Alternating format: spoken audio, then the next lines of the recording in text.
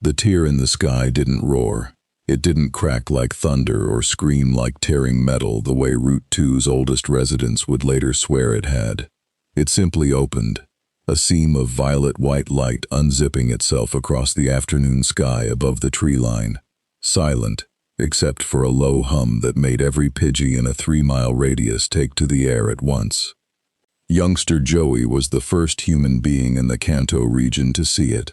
He was elbow-deep in a battle with a rival trainer near the northern edge of Viridian Forest, his Rattata locked in a staring contest with a Pidgey twice its size, when the light bent sideways above the canopy and dropped something out of it.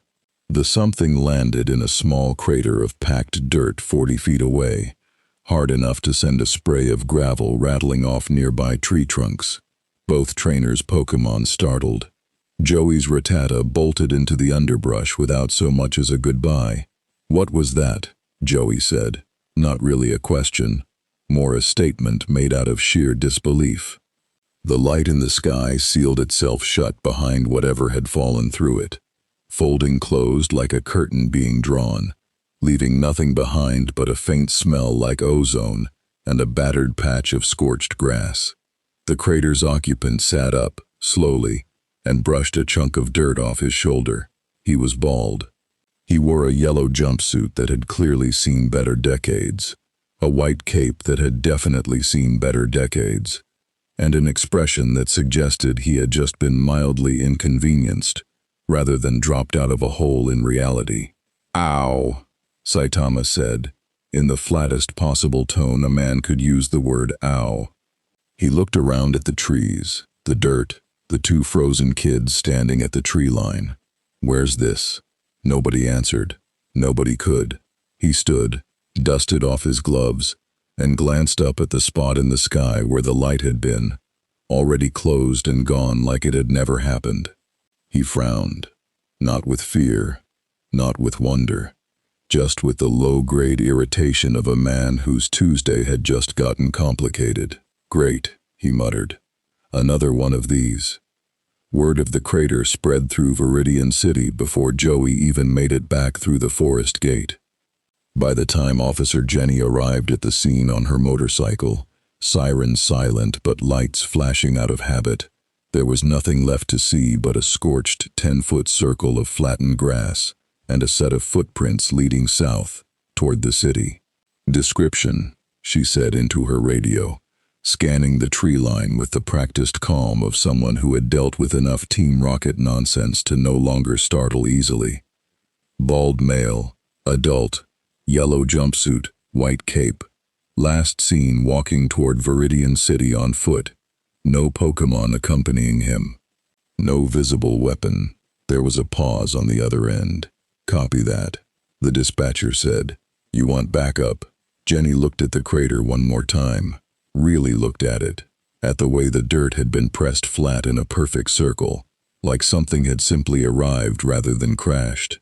She'd seen meteorites. She'd seen what a legendary Pokémon's passing did to a clearing.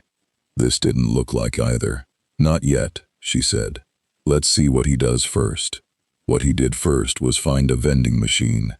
Saitama had walked maybe half a mile down Route 2, a dirt path lined with tall grass that rustled with things he couldn't see and didn't particularly care to, before the ambient hum of civilization pulled him toward Viridian City's outskirts.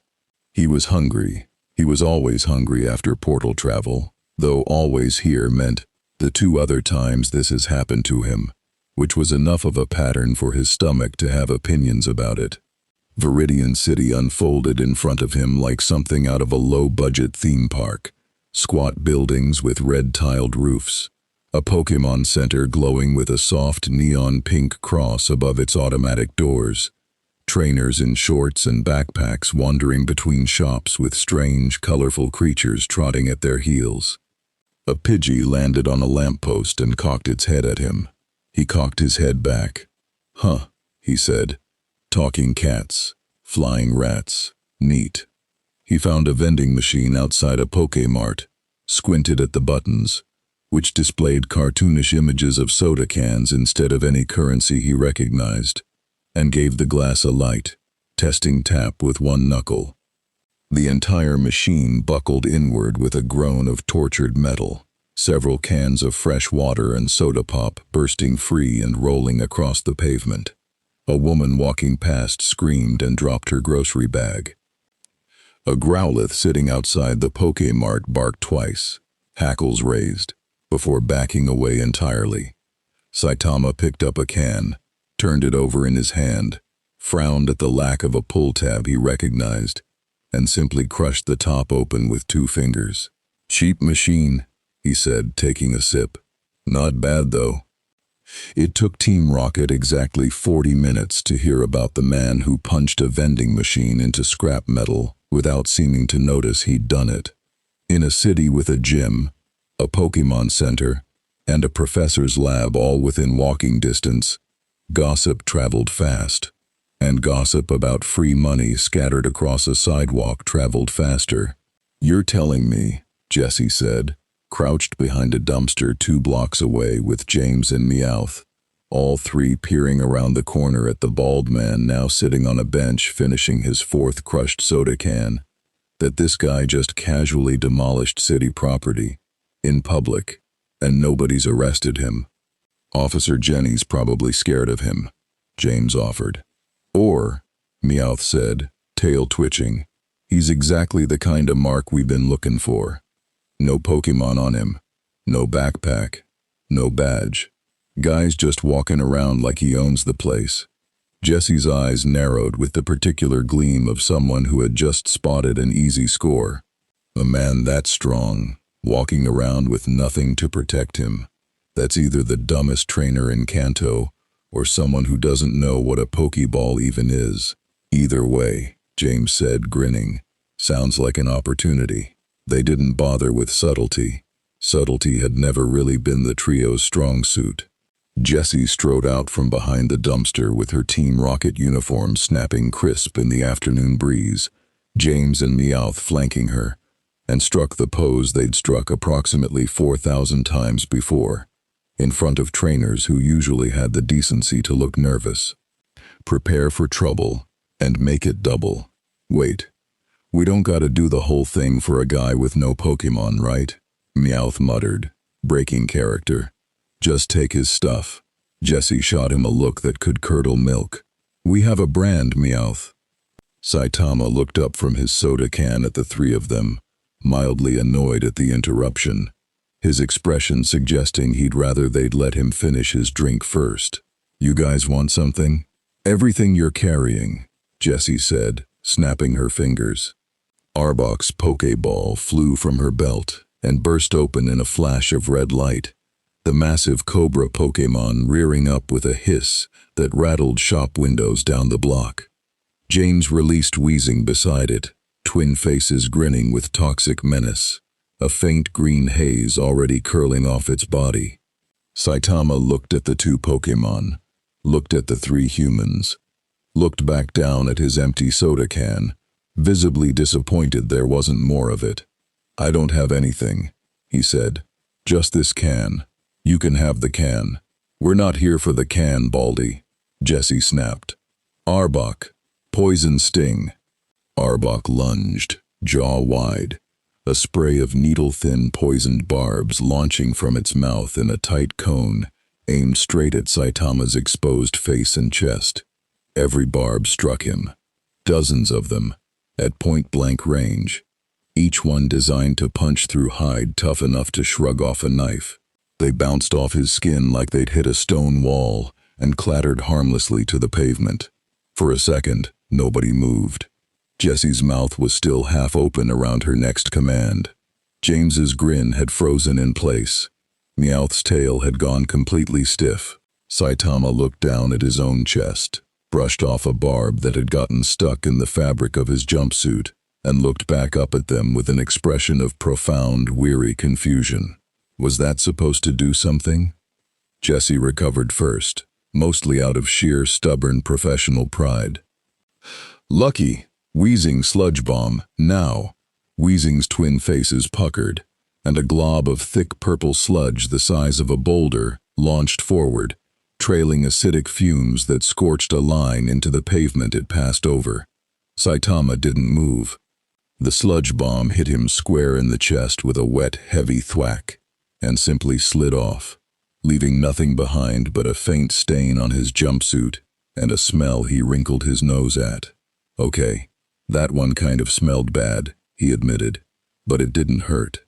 That's not possible, James said, voice climbing an octave. Nothing survives a direct sludge bomb like that, not without a type advantage. Not without something. He ain't even got a Pokémon out, Meowth said, backing up several steps. He's just standing there, taking it, with his face. Saitama sighed, the particular sigh of a man who had hoped, briefly, that this world might be different, that maybe here he'd find something with enough weight behind it to actually register as a fight. He set the crushed soda can down carefully on the bench beside him, an oddly gentle gesture from a man who'd just no-sold a chemical weapon, and stood up. Look, he said, I don't want your money. I don't want a fight. I want lunch. Can you guys just… Meowth? Fury swipes? Jessie snapped, past the point of strategic thinking and fully into wounded pride, and Meowth, bipedal, gold charm gleaming on its forehead, leapt forward with claws extended in a blur of motion, raking across Saitama's exposed forearm in a 5-hit combo that would have shredded lesser hide to ribbons. Saitama looked down at his arm. Not a scratch, not even a red mark. He flicked Meowth off his arm with 2 fingers, the same casual gesture a person might use to shoo away a fly, and the Pokémon went tumbling backward across the pavement, rolling twice before catching itself and staring back up at him with wide, stunned eyes. That felt like getting flicked by a Machamp, Meowth wheezed, scrambling upright. You guys are kind of annoying, Saitama said, and there was no anger in it, no menace, just the flat statement of a man reporting a minor fact about his afternoon. I'm gonna go find food now. He turned and started walking away, hands in his pockets, leaving Arbok still hissing, wheezing still smoking, and 3 members of Team Rocket standing in stunned, sludge-scented silence in the middle of a Viridian City street. Jessie was the one who finally broke it, staring at her Pokémon, at the bald man's retreating back, at the crushed vending machine still leaking soda a block away. We are calling the boss, she said, right now.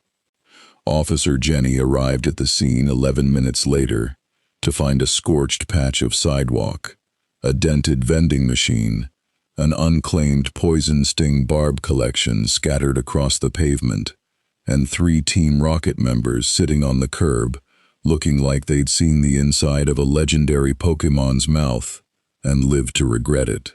She didn't bother arresting them. They looked too rattled to be worth the paperwork.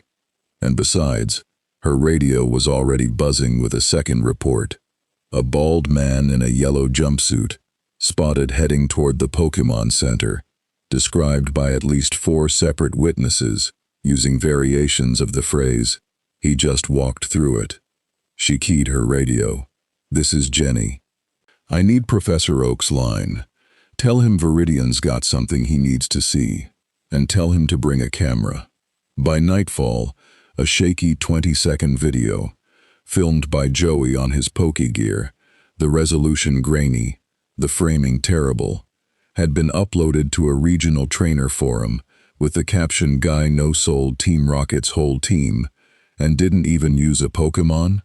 It had 400 views by the time the sun went down. It had 400,000 by morning. And in a dimly lit office in Viridian City's gym, the one with the black cat lounging on the desk, and the man in the orange suit who never seemed the slightest bit surprised by anything, a red telephone was already ringing. Giovanni let it ring twice before he picked it up. "Talk to me," he said. On the other end, Jessie's voice was still shaking. "Boss, you need to hear this." Giovanni listened for 4 minutes without interrupting once. This, more than anything Jessie said, was what unsettled her most.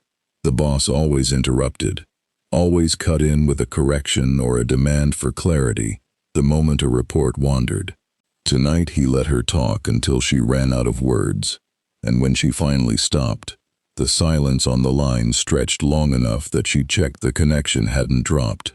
"Say the last part again," Giovanni said finally. "The part about the sludge bomb. It hit him dead center, boss. Direct contact. No dodge, no counter, nothing. It just slid off him like he was made of glass. Except glass breaks. This didn't even mark him." Persian, curled on the corner of the desk, opened one eye and flicked its tail, a small, lazy motion that somehow made the silence in the room feel heavier. "And poison sting?" "Bounced off." James's voice cut in, closer to the receiver now, still faintly winded. "Bounced, like Arbok spat pebbles at a wall." Giovanni set the receiver down against his shoulder and looked out the tall window behind his desk, down at Viridian City's evening lights, at the ordinary shapes of ordinary trainers, walking ordinary streets, that had, as of roughly 6 hours ago, stopped being ordinary. He had built an organization on the careful, patient cultivation of power, rare Pokémon, stolen research, leverage bought with money and fear. He understood power. He respected it the way a man respects a blade, by learning exactly where its edge was. What he had just been told didn't have an edge. That was the part that itched at him. "Where is he now?" Giovanni said. "Heading toward the Pokémon Center. Last anybody saw," Meowth said. "Didn't look mad. Didn't look anything really. Like he was more annoyed we wasted his time than anything." "Don't engage him again," Giovanni said. "Any of you. That's not a suggestion." "Wasn't planning to, boss," Meowth muttered. And for once, nobody argued with him. Giovanni hung up the phone slowly, the plastic click of the receiver settling into its cradle, unnaturally loud in the quiet office. He stayed there a moment, one hand still resting on the phone, running through the mental ledger he kept of every asset in Kanto worth deploying against a serious threat. Every rare capture, every trained enforcer, every favor owed to him by people who preferred their names stay out of league records. None of it felt like enough. Not yet. Not until he understood what he was looking at. He pressed the intercom on his desk. "Get me eyes on Viridian City. Discreet. I want to know everything this man does before he does it twice." The Pokémon Center's automatic doors slid open with a soft chime, and Nurse Joy looked up from behind the front counter with the same practiced, patient smile she gave every visitor, trainer or otherwise. A smile that faltered only slightly at the sight of a man in a battered yellow jumpsuit walking in without a single Pokémon at his side, without even a bag. "Welcome to the Pokémon Center," she said, recovering fast, professional to the bone. "How can I help you today?" Saitama looked around at the lobby, the soft pink lighting, the healing machine humming behind the counter, the rows of trainers slumped in chairs waiting for their Pokémon to be returned to them, restored and gleaming. It smelled clean in a way that reminded him faintly of a hospital, if hospitals also smelled like berries for some reason. "You guys sell food here?" he asked. Nurse Joy blinked. We have a small cafe attached, yes, but, sir, are you not here for a Pokémon?" "I don't have a Pokémon," Saitama said. Like this should have been obvious from the fact that he was, visibly, alone. "Oh," a pause. "Are you interested in getting one? Professor Oak's lab isn't far from—" "Nah." He was already looking past her, toward a vending machine in the corner of the lobby, this one thankfully out of easy punching range. "Just hungry." She directed him to the cafe, and he sat at a corner table, and for 11 blissfully uneventful minutes, the strongest man in at least 2 universes ate a bowl of curry rice with the singular, focused contentment of a man who had genuinely, honestly, needed a meal more than he'd needed anything else that day. A few trainers stared. He didn't notice, or didn't care, which from the outside looked exactly the same. It was the closest thing to peace Kanto would get for a while. Professor Samuel Oak received Officer Jenny's call at his lab a little after 8, and by the time he'd finished watching Joey's shaky 20-second video for the 4th time, freeze-framing on the moment where 6 armored rocket grunts went airborne without the man so much as pivoting his hips, he had already pulled 3 reference texts off his shelf and was flipping through them with the urgency of a man 20 years younger.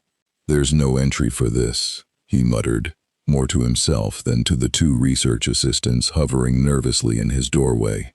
"Not in the regional Pokédex, not in the historical archive on legendary sightings, not in—" He stopped, tapping a page. "Not even in the folklore texts on the ultra-wormhole phenomena from Alola's research exchange. Professor," one assistant said carefully, "do you think he's dangerous?" Oak set the book down and looked at the paused frame on the screen. The bald man's face, utterly unbothered, mid-punch. Not snarling, not straining, just present, the way a person looks while doing something as mundane as reaching for a doorknob. "I think," Oak said slowly, "that dangerous might be the wrong question. A Gyarados is dangerous. A wilder Saring is dangerous. Those are creatures reacting to threat, to territory, to instinct we can predict and prepare for." He tapped the screen again. "This is a man who took a sludge bomb to the chest and asked if it was supposed to do something. I don't think danger is the axis to measure him on at all. I think the axis is," he searched for the word, "indifference. And I don't know what a region does with something that's simply, entirely indifferent to everything we've built our understanding of strength around." He picked up his own phone, dialing a number he didn't often use outside of League emergencies. "Get me the Indigo League," he said. "Tell them Kanto has a situation, and tell them Professor Oak is the one calling it that." Saitama left the Pokémon Center a little after 9, stomach full, mood marginally improved, and wandered the quiet edge of Viridian City with no particular destination in mind. Street lamps buzzed to life overhead. A stray Meowth, a real one, unaffiliated with any organization, darted across his path and paused to stare up at him with wide eyes before bolting into an alley. He watched it go, mildly curious, then kept walking. It was on the edge of the city, near where the buildings thinned back out into the tall grass bordering Route 22, that he felt it. The same low hum that had accompanied his arrival, except fainter now, more like a held breath than a shout. He stopped walking. The air in front of him didn't tear open this time. Instead, it shimmered, the way heat shimmers over asphalt in summer, and out of that shimmer stepped something that made every hair on the back of Saitama's neck, the few he had, stand up for the first time since he'd fallen through the sky. It was tall, bipedal, purple lavender, with a long tail that swayed with unnatural precision, and features carved somewhere between a great cat and a man. Its eyes found him immediately, and there was intelligence there, cold and total, the way a scalpel is intelligent about where it cuts. "You are not from this world," the creature said, and the voice arrived directly inside Saitama's skull, bypassing his ears entirely, calm and vast and utterly without warmth. Saitama's expression didn't change much. If anything, he looked faintly relieved, the first genuine flicker of interest he'd shown all day. "Oh, you can talk. Good. Everything else here just growls." "I am Mewtwo," the creature said, drifting a few inches off the ground, tail coiling once behind it. "I have watched what you did to those 3 humans and their Pokémon. I wished to see for myself whether the reports were exaggerated. And?" Mewtwo's eyes narrowed fractionally, the closest thing to an expression it allowed itself. They were not. A faint violet aura flickered to life around its outstretched hand, the air itself seeming to bend and hum around the gathering psychic pressure. "I intend to test you further. Do not mistake this for hostility. Call it Curiosity, with consequences attached. Sure, Saitama said, shrugging, hands still in his pockets. Go for it. The blast came without further warning.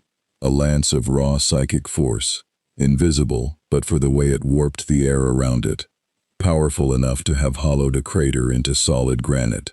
It struck Saitama's center mass and detonated in a silent shockwave that flattened the grass for 30 feet in every direction and sent a parked bicycle skidding across the pavement behind him. When the dust and displaced air settled, Saitama was standing in exactly the spot he'd been standing before, jumpsuit slightly more rumpled, expression entirely unchanged. Okay, he said. That one I actually felt. Like a little tickle. Nice. For the first time since it had stepped out of the shimmering air, Mewtwo went very, very still. Impossible, it said, and the word in Saitama's skull carried an edge now, something almost like the first crack in a very old, very deliberate calm. That should have ended you. Yeah, well, Saitama rolled one shoulder, testing it, genuinely checking whether anything had actually happened to it. Nothing had. Lot of stuff should have ended me. Never really works out that way. Mewtwo's aura flared brighter, the ground beneath it beginning to crack in a slow spiderweb pattern radiating outward from where it hovered. Streetlights along the block flickering under the sheer pressure bleeding off its psychic focus. Windows rattled in their frames 3 blocks away. Somewhere behind them, an alarm began to wail. Then let us see, Mewtwo said, exactly how much it takes. And in Viridian City, the second real fight of the day began. Except this time, it wasn't 3 grunts with a grudge and a couple of Pokeballs. This time, something with genuine power had decided Saitama was worth its full attention. The first shockwave cracked 3 streetlights down the block before Saitama had even decided whether to dodge. He didn't in the end. Mewtwo's next attack came not as a bolt but as a field, the air around Saitama's body suddenly gone thick and heavy, pressing in from every direction at once, the telekinetic equivalent of being dropped to the bottom of an ocean trench in half a second. Concrete under his boots spider-webbed and caved. A parked car 20 feet away crumpled inward like a soda can, windows blowing out in a shower of glass that never reached him. The field around Saitama simply swallowed the pressure and gave nothing back. He grunted. Actual effort, for once, showed faintly on his face. Not strain, not really. More like a man realizing he needed both hands to open a stubborn jar. Okay, he said, voice slightly compressed by the crushing air around him. That's a bit more than a tickle. Good, Mewtwo said, eyes narrowing, aura pulsing brighter around its clawed hand. Then you are capable of feeling something. That is a start. It came at him next, not with force but with something colder. A direct assault on his mind. An attempt to seize his thoughts the way it had seized weaker wills 100 times before. To freeze him in place with pure psychic command. Saitama felt something brush against the inside of his skull. Faint and strange. Like a hand reaching for a doorknob that simply wasn't there. It found no purchase. There was nothing in him built the way psychic Pokémon expected minds to be built. No fear reflex to hook into, no instinctive panic response, nothing shaped by evolution's careful architecture of vulnerability. It was less like hitting a wall and more like reaching into an empty room.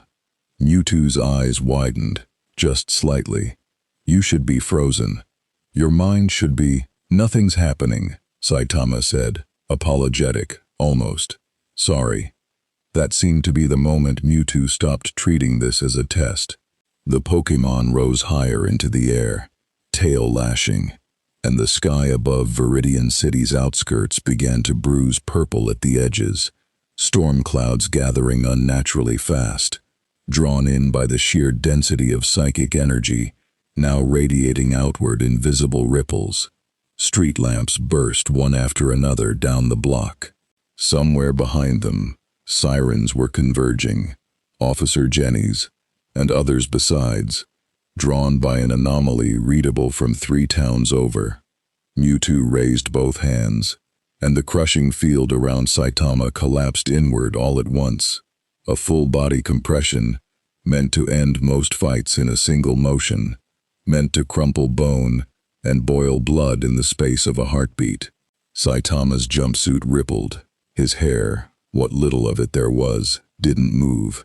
He exhaled, slow, like a man bracing against a strong headwind rather than a force capable of leveling a mountain range. Then he stepped forward. 1 step. Against a pressure field that had just folded a parked car in half like paper. Mewtwo's eyes went from narrowed to genuinely wide, as the psychic field visibly buckled and warped around Saitama's advancing boot, the air itself seeming to give ground rather than the man walking through it. "You're pretty strong," Saitama said, taking a second step, and a third, closing the distance steadily, while the psychic pressure around him kept climbing, kept straining, kept simply failing to be enough. Honestly, kinda refreshing. Most stuff here just bounces off. This actually pushes back a little. "Stop," Mewtwo said, and for the first time there was something in the voice inside Saitama's skull that wasn't cold calculation, something closer to genuine, ancient alarm. It had been built, engineered, refined specifically to be the strongest thing this world had ever produced. It had tested that claim against legendary Pokémon and walked away. It had never, not once, watched something simply walk toward it, through the absolute peak of its output. Saitama stopped walking. Not because Mewtwo had told him to, he genuinely didn't seem to register the command as one, but because he'd closed enough distance that he figured a conversation was possible now, instead of a shout. "You gonna throw a punch, or just keep doing the pressure thing?" he asked, tilting his head. "Not judging, just wondering what you've got." Mewtwo's tail lashed once, sharp, a decision crystallizing behind its cold violet eyes. It didn't answer. Instead, both its hands snapped forward, and the storm clouds gathered directly overhead answered with it. A colossal beam of condensed psychic energy, wide as a house, screaming down out of the bruised sky, with the force of a legendary's full and unrestrained output. The kind of attack that had, in encounters no human had ever witnessed, and lived to fully document, ended other legendary Pokémon's confrontations in a single strike. It struck Viridian City's outskirts dead on. The shockwave alone blew out windows for 6 blocks, and knocked Officer Jenny clean off her motorcycle 2 streets away. A crater 40 feet wide bloomed where Saitama had been standing, smoke and displaced earth billowing upward, in a column visible from the Pokémon League's satellite relay in Indigo Plateau, hundreds of miles away. For 3 full seconds, there was nothing in the crater but smoke. Then a hand reached up out of the settling dust, gripped the crater's crumbling edge, and Saitama hauled himself back up onto level ground, jumpsuit torn at one shoulder, the first actual damage his clothing had taken all day, hair still, somehow, completely unbothered.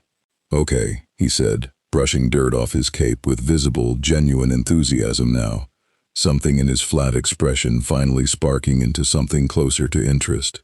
"Okay, that one actually left a mark. On the jumpsuit, I mean, not on me. But still, that's more than I've gotten in a while." Mewtwo stared down at him, hovering amid the drifting smoke, and for the first time in longer than it could clearly remember, felt something that wasn't quite fear, and wasn't quite awe, but sat somewhere uncomfortably between them. "What?" it said slowly. "Are you?" "Just a guy," Saitama said. "Hero, technically. Back home anyway. Here I guess I'm just a guy in a crater." He rolled the torn shoulder of his jumpsuit, testing it, and looked back up at Mewtwo with something almost like hope, plain and unguarded on his face. "You got more?" genuinely asking. "It's been a slow week." Mewtwo did not, in fact, have more. Not more that it was willing to spend without understanding first exactly what it was spending it against. It had unloaded, in less than 90 seconds, an amount of raw psychic output that would have ended a legendary tier confrontation in any prior encounter it could recall, and the man across from it was rolling his shoulder like he'd stretched wrong reaching for a high shelf. It made a decision then that surprised even itself. The kind of decision an intelligence built for calculation makes only when the numbers stop mattering, and instinct, ancient and unbidden, takes over instead. It withdrew, not fled. Mewtwo would have rejected that word fiercely if anyone had suggested it, but drew back, rising higher into the storm-bruised sky, putting distance between itself and the crater, tail coiled tight, violet eyes fixed and calculating in a way that had shifted from test to something closer to study. "I will return," it said, the words landing inside Saitama's skull one final time, quieter now, stripped of the earlier command. "I do not yet understand what you are. Until I do, this is unresolved." "Cool," Saitama said, unbothered, already looking past Mewtwo toward the flashing lights and gathering crowd at the crater's edge. "Come back whenever. I'll probably still be around." "Not like I've got anywhere else to be." Mewtwo held there a moment longer, watching the man who had just walked through its strongest attack root through the rubble of a parked car with mild curiosity, apparently looking for something salvageable. And then the air shimmered again, and it was gone, vanished back into whatever fold of space it used to move unseen across the region. The storm clouds it had gathered took another 10 minutes to disperse on their own, thunder rolling emptily overhead long after the source of it had left. By the time Officer Jenny reached the crater on foot, her motorcycle a lost cause, its front wheel bent nearly in half by the shockwave, she found a scene that made even her radio call falter halfway through. A 40-foot crater, 6 blocks of blown windows, a storm that had come from nowhere and gone nowhere just as fast. And in the middle of all of it, a man in a torn yellow jumpsuit crouched by the wreckage of a parked car, holding up a bent hubcap and turning it over in his hands like he was considering whether it was worth keeping. "Sir," she said, weapon holstered but hand hovering near it out of a training instinct that felt increasingly useless, "I need you to stay exactly where you are." Saitama looked up at her, set the hubcap down with the same careful gentleness he'd shown the soda can hours earlier, and raised both hands, palms open, in a gesture of surrender that felt almost comically small against the backdrop of the destruction around them. "I didn't start it," he said. "Big purple cat thing did. Started throwing stuff at me. I was just standing here." Jenny's radio crackled. Professor Oak's voice, patched through from his lab, urgent and breathless. Jenny, are you there? Did he survive? Was that a legendary scale psychic signature? My instruments just..." "He's fine," Jenny said into the radio, staring at the man in front of her, who was now examining a small tear in his jumpsuit sleeve, with the mild annoyance of someone who'd have to sew it later. Professor, he's completely fine." There was a long pause on the other end. "Bring him to the lab," Oak said finally. "Please, before the League decides to send someone less patient than I am." Word of what had happened on the outskirts of Viridian City reached Indigo Plateau within the hour, carried through the same emergency channel reserved for legendary Pokémon sightings and region-threatening catastrophes. A channel that hadn't been used in earnest since a certain incident involving a frozen bird 3 years prior. Lance was the one who took the call. He'd been running drills with his Dragonite on the plateau's outdoor field when his Pokégear buzzed with the emergency override tone, and by the time he'd read the incident report twice through, his easy, confident posture had gone rigid. Confirmed legendary tier engagement, Viridian City outskirts. Mewtwo, unconfirmed target. Humanoid, no registered Pokémon, walked away from a full Hyper Beam class output, with no visible injury. Civilian casualties, 0. Property damage, extensive. He read it a third time, just to be sure the words hadn't rearranged themselves into something that made more sense. No registered Pokémon, he said aloud, to no one, and Dragonite beside him tilted its head, sensing its trainer's unease the way it always did.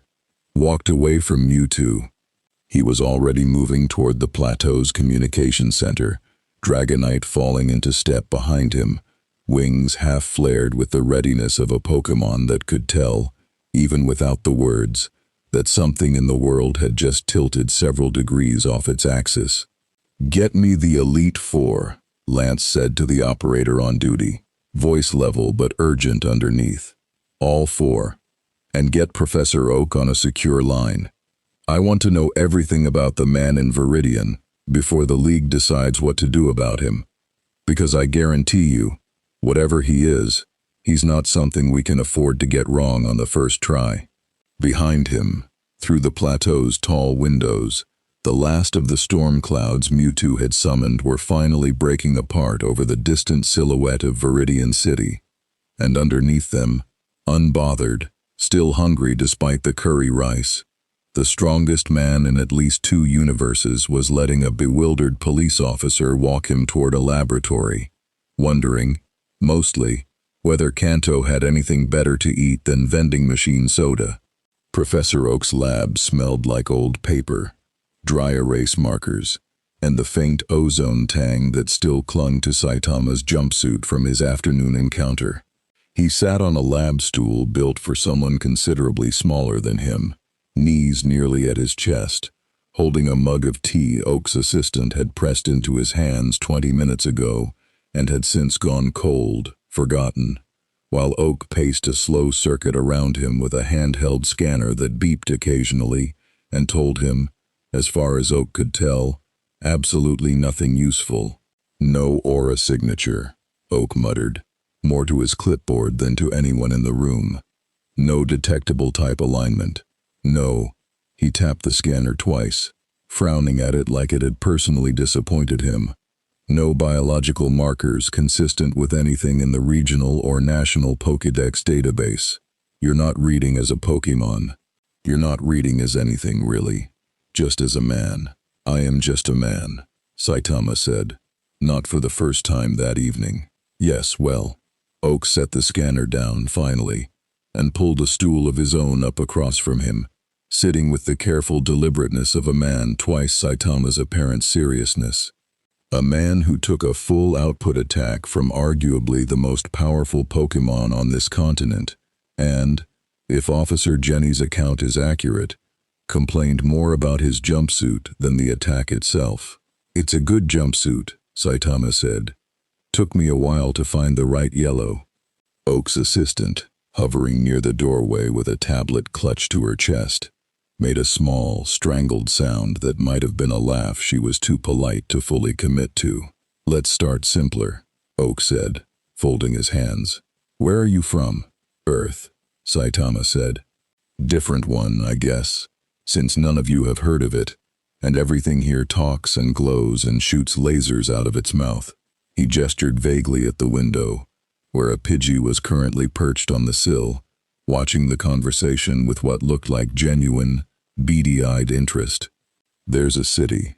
I live in an apartment. Rent's cheap 'cause the building's a dump. I used to be unemployed. Then I became a hero. Punch things, save people. That's about it. A hero," Oak repeated slowly. "Officially?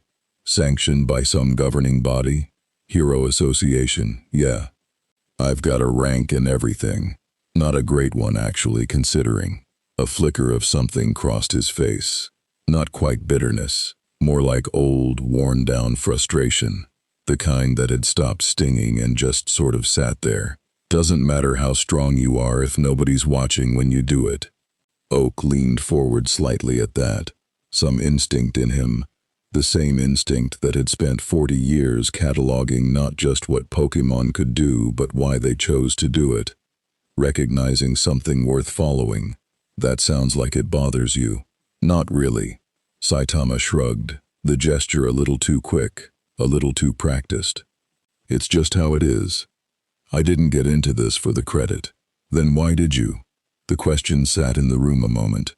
Saitama looked down at his cold tea, turned the mug once in his hands, and for the first time since he'd fallen out of the sky, something in his flat, bored expression softened into something more honest. Wanted to be strong, he said. That's it. That's the whole reason. Trained for 3 years, every day, no excuses, till I got here. He tapped his own chest, lightly. And then I got here, and there wasn't anything left that could push back. Not really. Every fight ends the same way. One punch, every time. He looked up, and there was something almost plaintive underneath the flatness now. Something that had been there the whole time if anyone had thought to look. So when your purple cat friend actually made me take a step back today, first time in longer than I want to admit, that was, genuinely, the best part of my week. Pathetic maybe, but there it is. Oak was quiet for a long moment, turning that over, and when he spoke again his voice had lost its clinical edge entirely. That's not pathetic, he said. That's the oldest story in this region actually. Just usually it runs a different order. Our trainers spend years building toward a single battle that finally tests them. You built past every test there was. And now you're the one waiting on the world to catch up. He set his clipboard aside entirely. I don't think Kanto has ever had to think about strength this way. I'm not sure I know what we do with it. Not looking for you to do anything with me, Saitama said. Just wanted lunch and somewhere to sleep that isn't a crater. World keeps throwing stuff at me instead. The knock at the lab door came harder than the doorbell warranted.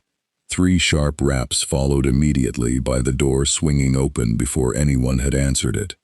Blue Oak strode in with the easy, aggravating confidence of a young man who had never once in his life waited to be invited anywhere, Pidgeot's shadow briefly crossing the window outside as it circled the lab before landing on the roof.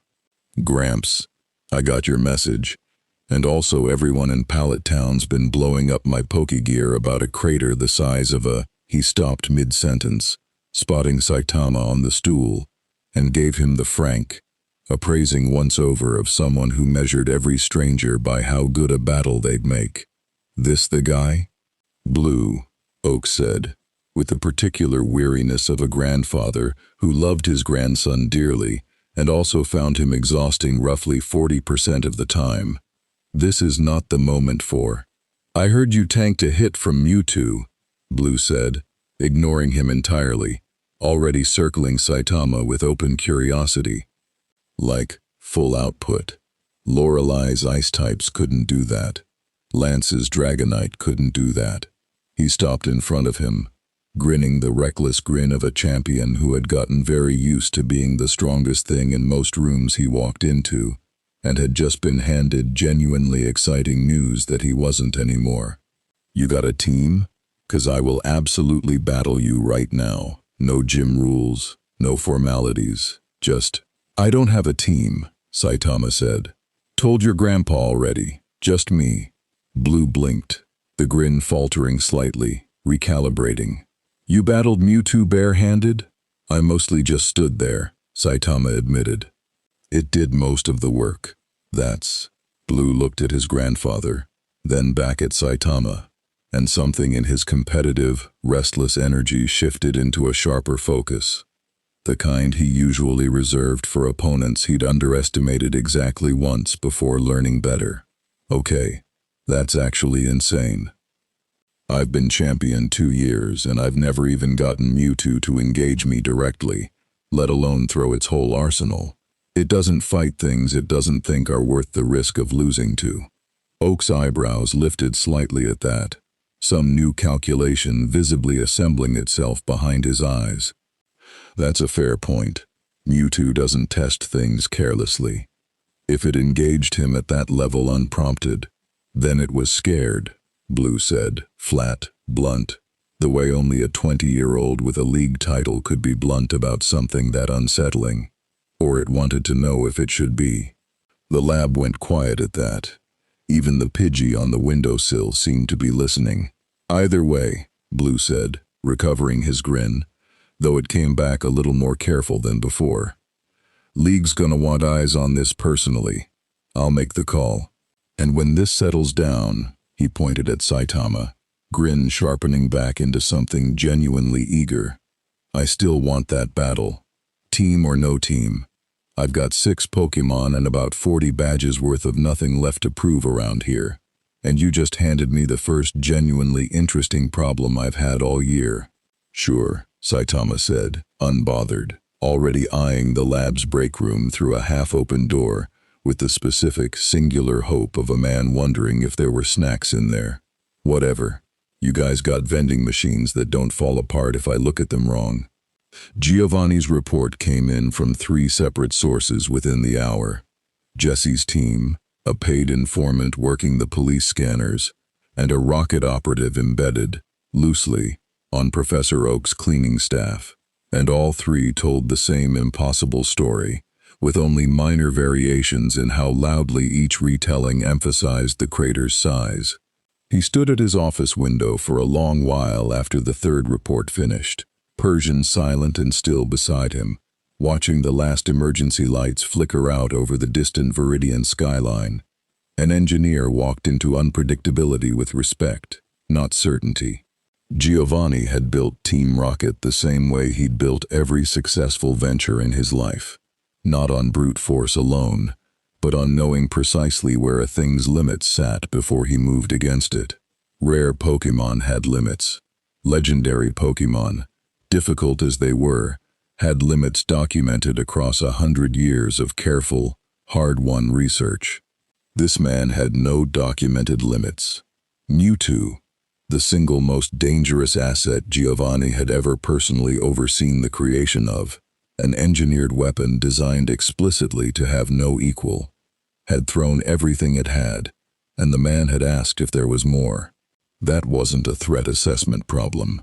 That was a category error, and Giovanni had not clawed his way to the top of Kanto's criminal underworld by pretending category errors were things you could solve with more grunts and bigger nets. He turned from the window and picked up the phone again, dialing a different number this time. Not Jessie's team, not any of his usual field operatives, but a private line reserved for the rare occasions he needed information rather than muscle. "I need everything on file," he said, when the line connected. "About interdimensional anomalies. Ultra wormholes, distortion world incursions, anything Sinnoh or Alola's research divisions have on record about things that fall out of tiers in the sky and don't behave like anything native to this world." A pause. "And find out if he can be reasoned with, before anyone decides the only remaining option is trying to fight him." He hung up and looked back out the window, and for the first time in a long while, Giovanni, a man who prided himself on never once looking rattled in front of his own organization, allowed himself, alone in his office, a single long breath that wasn't quite as steady as he'd have liked. Whatever this man was, Kanto had just met something it had no framework for. And frameworks, Giovanni knew better than almost anyone in the region, were the only thing standing between order and chaos once real power walked in the door. The only question now was who would get to him first, and what they'd decide to do once they realized asking nicely might genuinely be their best option.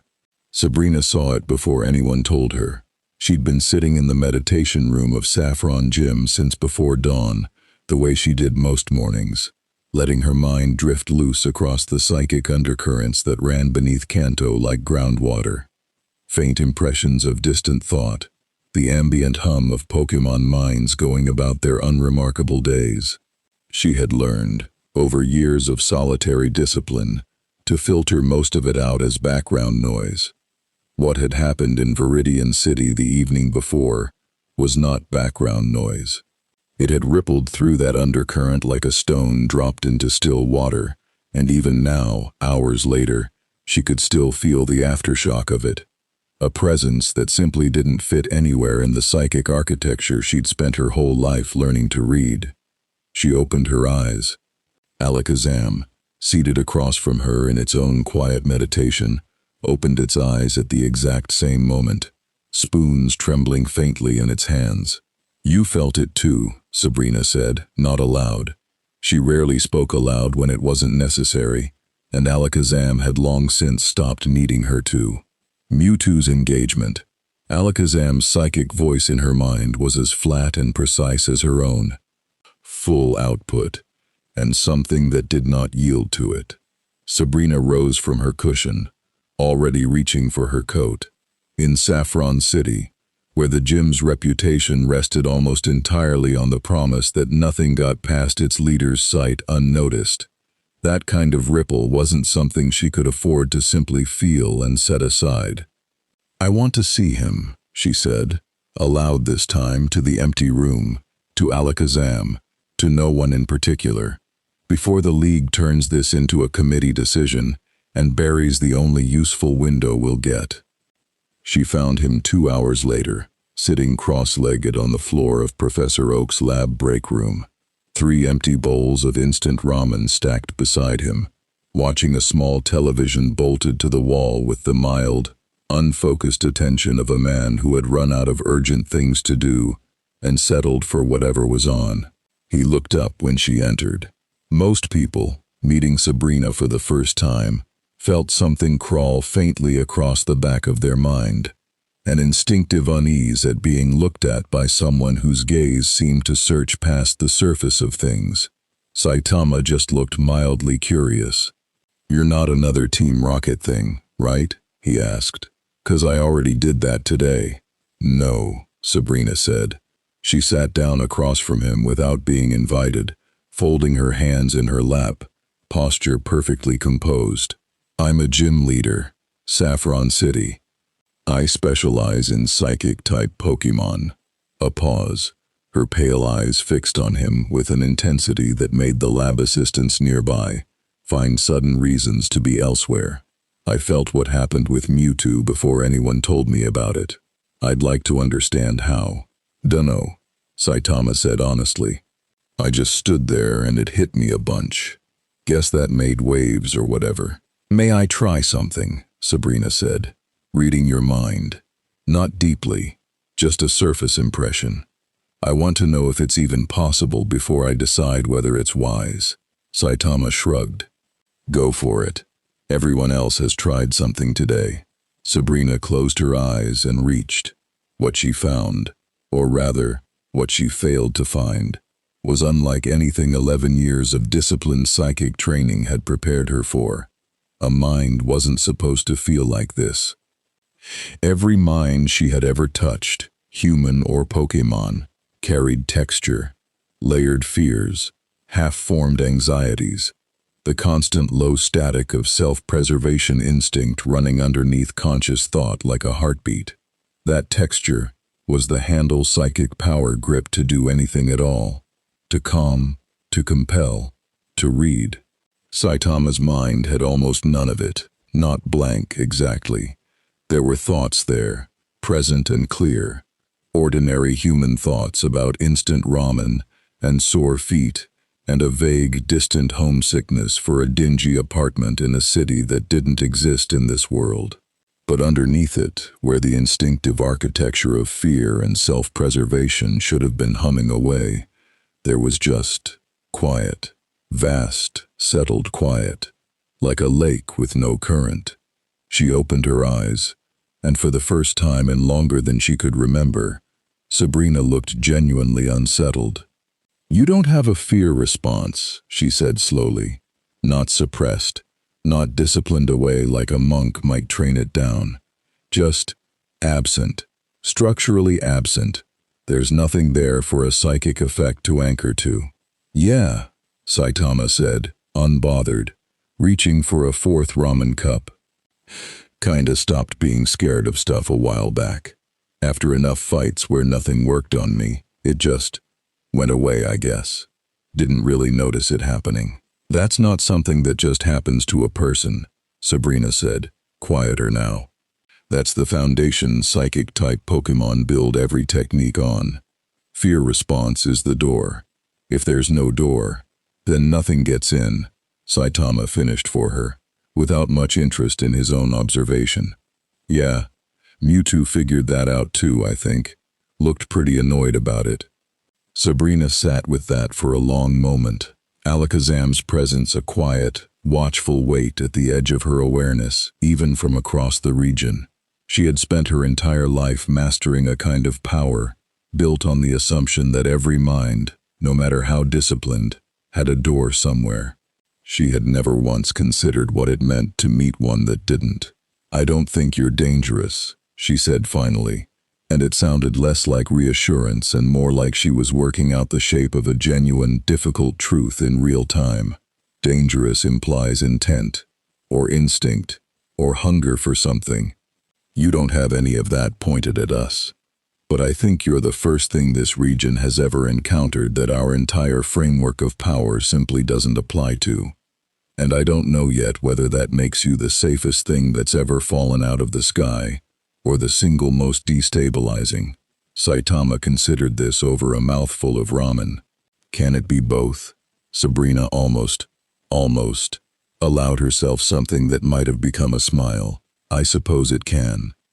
3 miles from Saffron City, in a warehouse that didn't officially exist on any Silph Co property record, a different kind of interest was already gathering. The man reviewing the footage, grainy security cam feed purchased from a Viridian shopkeeper who'd been more than happy to sell it for the right price, wore a tailored suit that had never once seen the inside of a Pokémon battle and didn't need to. He rewound the clip of the vending machine collapsing under a single knuckle tap for the 4th time, studying it the way another man might study a stock chart. "He's not registered with any trainer database," said the woman beside him, tablet in hand, voice clipped and efficient. "No badges, no Pokédex, no known affiliation, just appeared." "Good," the man said. He didn't look away from the screen. "That means nobody owns him yet. Silph's interested?" Silph is always interested in things that break the rules of what's possible. He finally turned from the monitor, folding his hands behind his back. The calm, patient calculation of a corporation that had built its fortune on being first to understand things nobody else yet did. Legendary Pokémon are inconvenient, too rare, too regulated. Too much league oversight to ever fully leverage. But a man, he allowed himself something close to a smile. A man can be offered things, a contract, a salary, a reason to stay useful to the people smart enough to reach him first. And if he says no, then we learn what he actually wants instead, the man said, already turning back toward the door, already composing, in his head, the opening line of an offer he intended to make personally, before the League or Team Rocket or anyone else got there first. Everyone wants something, even if they don't know it yet. "Get the car. I want to be in Viridian by this afternoon." Behind him, the security footage looped one more time. A bald man in a torn yellow jumpsuit, standing untouched in the middle of a crater that shouldn't have left him standing at all. And somewhere in the warehouse, unseen, the quiet machinery of Kanto's shadier corners had already begun turning toward him, each in their own direction, each convinced they alone understood exactly what he was worth.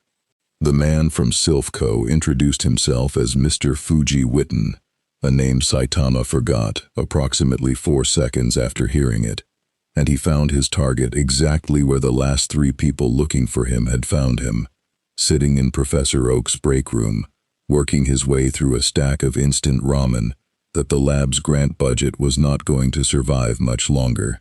"Mr. Saitama," the Silph representative said, extending a hand that Saitama looked at for a beat too long, before shaking it, gently, the way a man shakes hands when he's genuinely worried about breaking someone by accident. "I represent Silph Co. You may not know the name yet, but we're the largest technology and research firm in the Kanto region. Pokeballs, evolutionary research, Pokémon enhancing technology.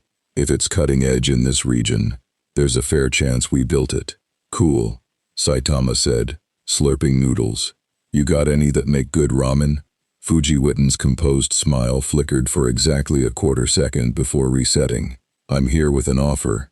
Actually, a partnership.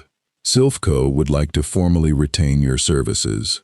Compensation, housing, resources, whatever you need, in exchange for exclusivity.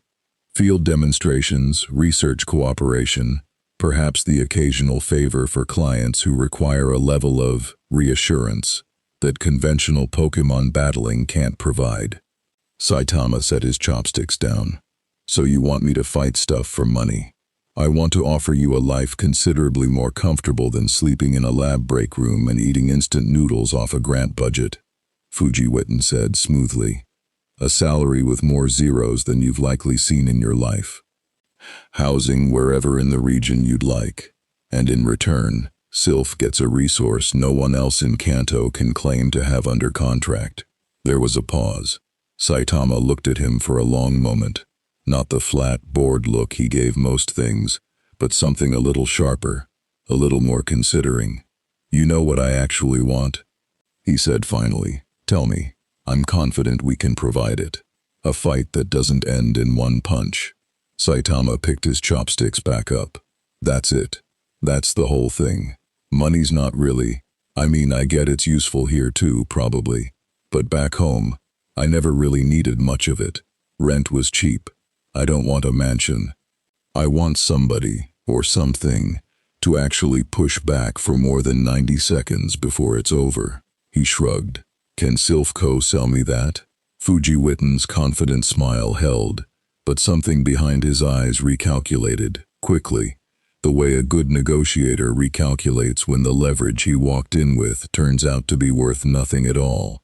We have research facilities capable of engineering. Already got engineered once today, Saitama said, not unkindly. Purple cat thing. Real strong. Ended fast anyway. There are other legendary Pokémon in the world beyond Mewtwo, Fujiwitten said, recovering. Silph has relationships, informal, but real, with parties who could arrange encounters no ordinary trainer could ever access. Access like that isn't free. It requires exactly the kind of partnership I'm describing. Saitama considered this. It was, he had to admit, the first offer all day that had actually tempted him even slightly. Not the money, which he genuinely didn't care about, but the implied promise underneath it. More people trying to find him things that could actually fight. I'm not signing anything, he said. Not really a paperwork guy. But if you hear about something strong, actually strong, not strong for around here strong, you can tell me. That's free, right? That's free, Fujiwitten agreed, already recalibrating his entire pitch in real time, sensing an opening that didn't require a contract at all, just proximity, just being the one who kept showing up with information he wanted. Consider it a standing offer, no obligation.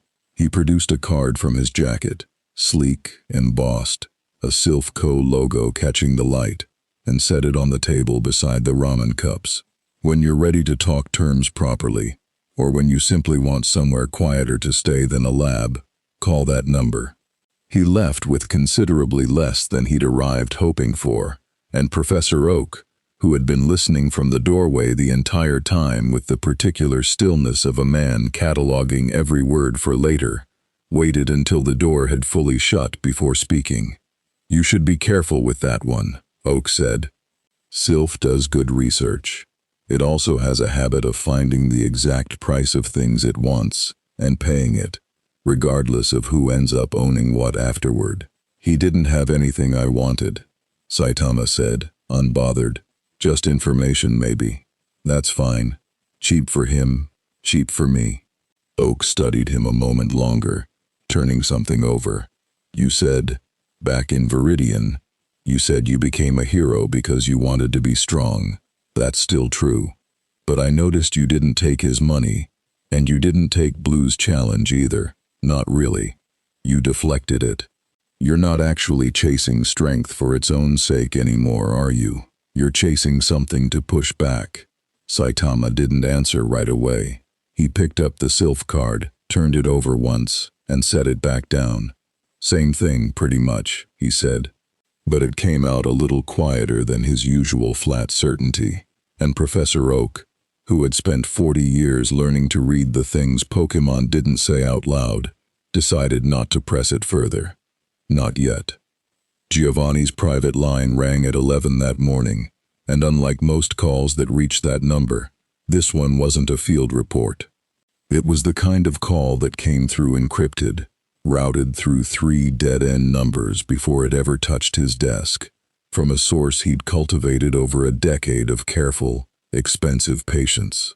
You wanted information on interdimensional anomalies, the voice said. No greeting, no pleasantries. I've got something. Sinnoh's research division logged a distortion world incursion 18 months ago. Different phenomenon, different mechanism, but the reports on behavior line up close enough to be worth your time. Entities that come through don't operate on the same rules as anything native. Type interactions, status effects, capture mechanics, none of it reliably applies. Some incursions were reasoned with, some weren't. The ones that weren't cost the region considerably more than they had to. Giovanni turned that over, Persian shifting against his leg, the office quiet around him. And the ones that were reasoned with? Approached with respect instead of force, offered something instead of demanding something. A pause on the line. The failures all shared one trait, Giovanni. Somebody decided the anomaly was a threat to be neutralized before they'd bothered finding out what it actually wanted. Giovanni was quiet for a long moment. Below his window, Viridian City had mostly returned to its ordinary rhythm.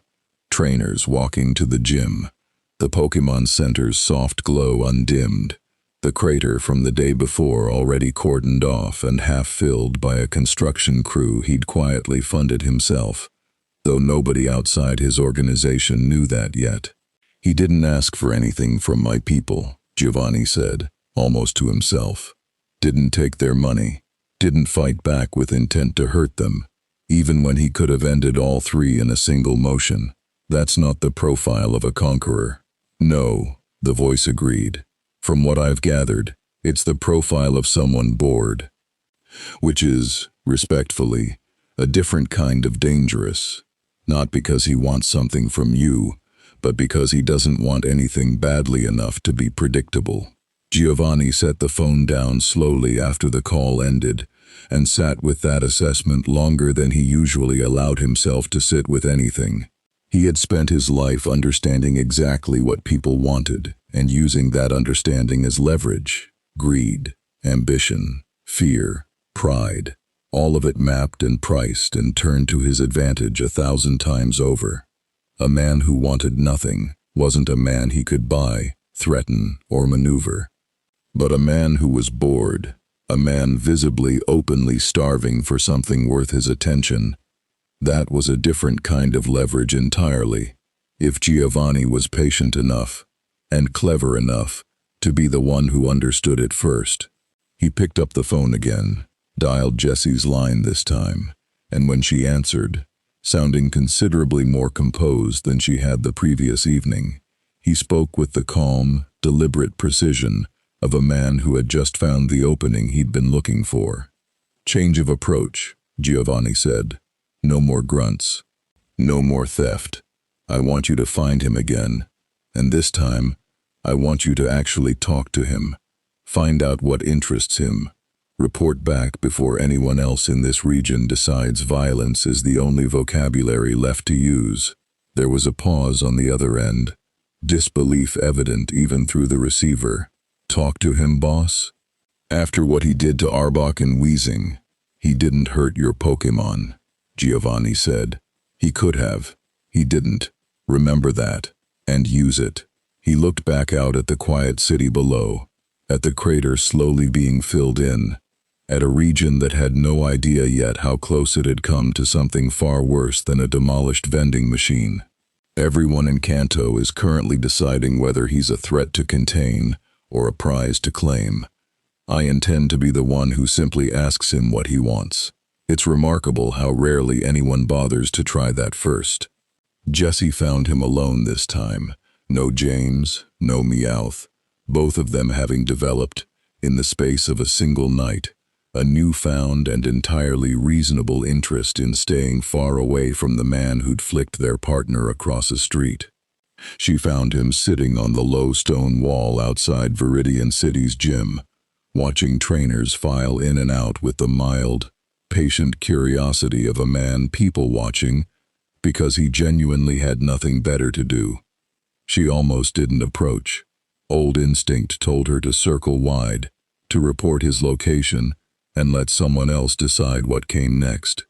But Giovanni's order had been specific, and Giovanni's orders, whatever else you could say about the man, tended to come from somewhere worth trusting, even when they made no sense on the surface.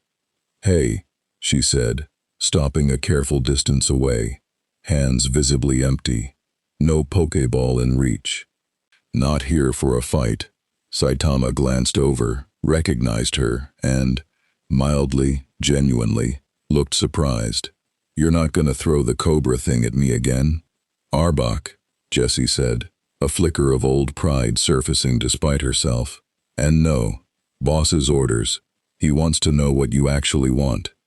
Since apparently robbing you and blasting you with everything we've got didn't work, and didn't even annoy you that much, which frankly, still stings a little professionally." "Sorry about that," Saitama said, and sounded like he genuinely meant it, in the mild way he meant most things. "Wasn't trying to make you feel bad. Just wasn't much of a fight." Jessie sat down on the wall a careful arm's length away, some of the wary tension bleeding out of her posture now that 90 seconds had passed without him doing anything more threatening than scooting slightly to make room. Up close, in daylight, without a battle happening around him, he looked almost disappointingly ordinary. Tired eyes, plain face, the kind of man you'd walk past on any street without a second glance. "So what do you want?" she asked, genuinely asking. "Boss thinks it matters. I think you're either the scariest thing that's ever fallen into Kanto or the most boring, and I genuinely can't tell which yet." Saitama thought about it for a while, long enough that Jessie almost repeated the question, assuming he'd tuned her out the way he seemed to tune out most things that didn't involve fighting or food. "Something that doesn't end fast," he said finally. "That's it. Sounds simple, isn't, really? I've looked for it a long time." He looked out at the gym, at trainers heading in with their Pokémon at their sides, nervous energy radiating off half of them. "You ever want something so bad you get good at it, and then getting good at it kind of ruins the thing you wanted in the first place?" Jessie, despite herself, despite the absurdity of having this conversation with a man who'd demolished a vending machine with one knuckle less than 24 hours ago, found herself actually considering the question. "I wanted to be a Pokémon coordinator once," she admitted, quiet enough that it surprised her to hear it out loud. "Before all this, wanted to be good enough that people stopped underestimating me the second I walked into a room." She glanced at him sideways. "Never got that good. Ended up here instead." "Yeah," Saitama said, and there was something almost companionable in the flatness of it. Two people who understood, from very different directions, the particular loneliness of wanting a thing badly enough to build a life around chasing it. "I got good enough. Turns out that's its own kind of ended up here." They sat there a while longer, neither of them saying much, and when Jessie finally stood to leave, no ambush, no Pokeball, nothing to report back except the truth, which felt strange and a little unprofessional after a career built on schemes. She paused. "For what it's worth," she said, "Boss doesn't want to fight you either. Wanted you to know that. Figured a straight answer might get you further than another poison sting." "Tell him thanks," Saitama said. "And tell him if he ever finds something that can actually go more than 2 rounds with me, I owe him a favor. Genuinely." Been a long time since anybody's had that to offer. Jessie walked away, turning that over, and for the first time in longer than she could remember, felt like she'd learned something in the field that Giovanni couldn't have gotten from a report.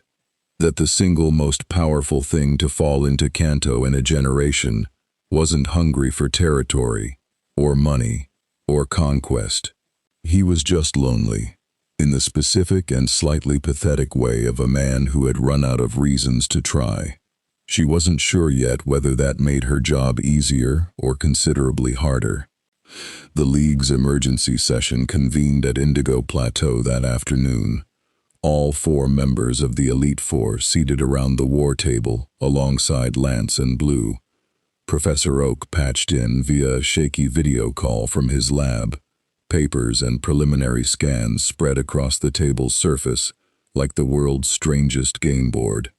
"I've reviewed Sabrina's report twice," Lorelei said, tapping the printed page in front of her with one manicured nail, ice blue formal sleeve catching the overhead light. No fear response, no psychic anchor point. That alone should terrify every strategist in this region. It means every conventional deterrent we have is functionally useless against him. "He hasn't used it as an advantage," Bruno said, arms crossed over his broad chest, voice a low, steady rumble. "I trained under people who could survive things that should have killed them. Discipline like that either comes from somewhere dark, or it comes from somewhere disciplined. I want to know which before we decide he's a threat." He let 3 Team Rocket grunts walk away with nothing but bruised pride. Agatha said, cane tapping once against the floor, sharp old eyes moving around the table. "Whatever else is true about him, that's not the behavior of a conqueror. I've buried enough of those in my lifetime to know the shape of one before he shows it." "Sabrina's assessment matches that," Lance said, pulling up the report on his own tablet. Quote, "Not dangerous in the sense of intent, dangerous in the sense of consequence. She thinks he's not hunting anything. Just waiting, mostly, for something worth his attention." Blue, who had been unusually quiet through the first several minutes of the briefing, finally leaned forward, elbows on the table. "So give him something." The room turned to him. "Think about it," Blue said, warming to the idea as he spoke it aloud. "Everyone's scared he's going to get bored and start breaking things because there's nothing here that can push back. So don't let him get bored. Structure it. A sanctioned exhibition. League-sponsored, controlled conditions. Our strongest against him. With rules and oversight instead of him wandering into whatever finds him next. Better we're the ones who give him a real fight than Team Rocket. Or worse, some legendary who decides to settle it without asking permission first. You're suggesting we invite the single most destructive unknown this region has ever encountered onto a sanctioned battlefield," Lorelei said, on purpose. "I'm suggesting," Blue said, "that right now he's wandering Kanto looking for a fight, and we don't get to choose who finds him next. At least this way, it's on our terms, with our people ready, instead of him stumbling into some corner of the region we didn't prepare for." Professor Oak's voice crackled through the video feed, thoughtful. "There's something else to consider. I spoke with him at length yesterday. What he wants isn't destruction, it's purpose. A challenge that means something. If Kanto offers him nothing but containment, we may be forcing a confrontation that doesn't have to happen. If we offer him something to actually care about, we're gambling the region's safety on the theory that he'll be satisfied," Lance said, though there was less certainty in it than an outright objection. "We're already gambling it," Agatha said, dry as old parchment. "The only question is whether we gamble with a plan or without one." The table fell quiet, the weight of it settling over all of them, the particular, uncomfortable understanding that the safest path forward wasn't the one that avoided risk entirely, but the one that chose, deliberately, which risk to walk into with eyes open. "I'll draft the proposal," Lance said finally. "League-sanctioned exhibition, controlled venue, Full Elite Four oversight, myself included. Blue as final safeguard given the champion's seat. We offer him a real fight, on our terms, and we watch, carefully, what he actually does with it. He looked around the table, meeting each of their eyes in turn. Because Agatha's right.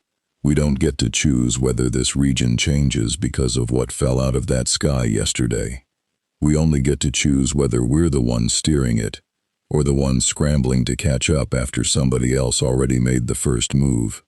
Outside the plateau's tall windows, evening was settling gold and quiet over Kanto, utterly unaware that its entire league leadership had just voted, unanimously, to invite the strongest thing in two universes onto a battlefield on purpose, and utterly unaware, too, of the man himself, currently 3 towns away, sitting on a park bench, feeding the last of his ramen broth to a stray Rattata that had, against every instinct a wild Pokémon should have had, decided he was safe enough to approach.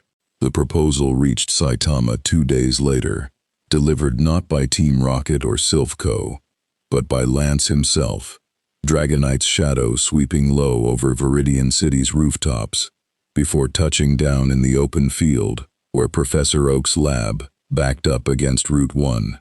Saitama had been lying in the grass at the time, staring up at the clouds with the particular boredom of a man who had spent the last 2 days fielding offers, threats, and vague, uneasy small talk from half the region, and gotten a genuine fight out of exactly none of it.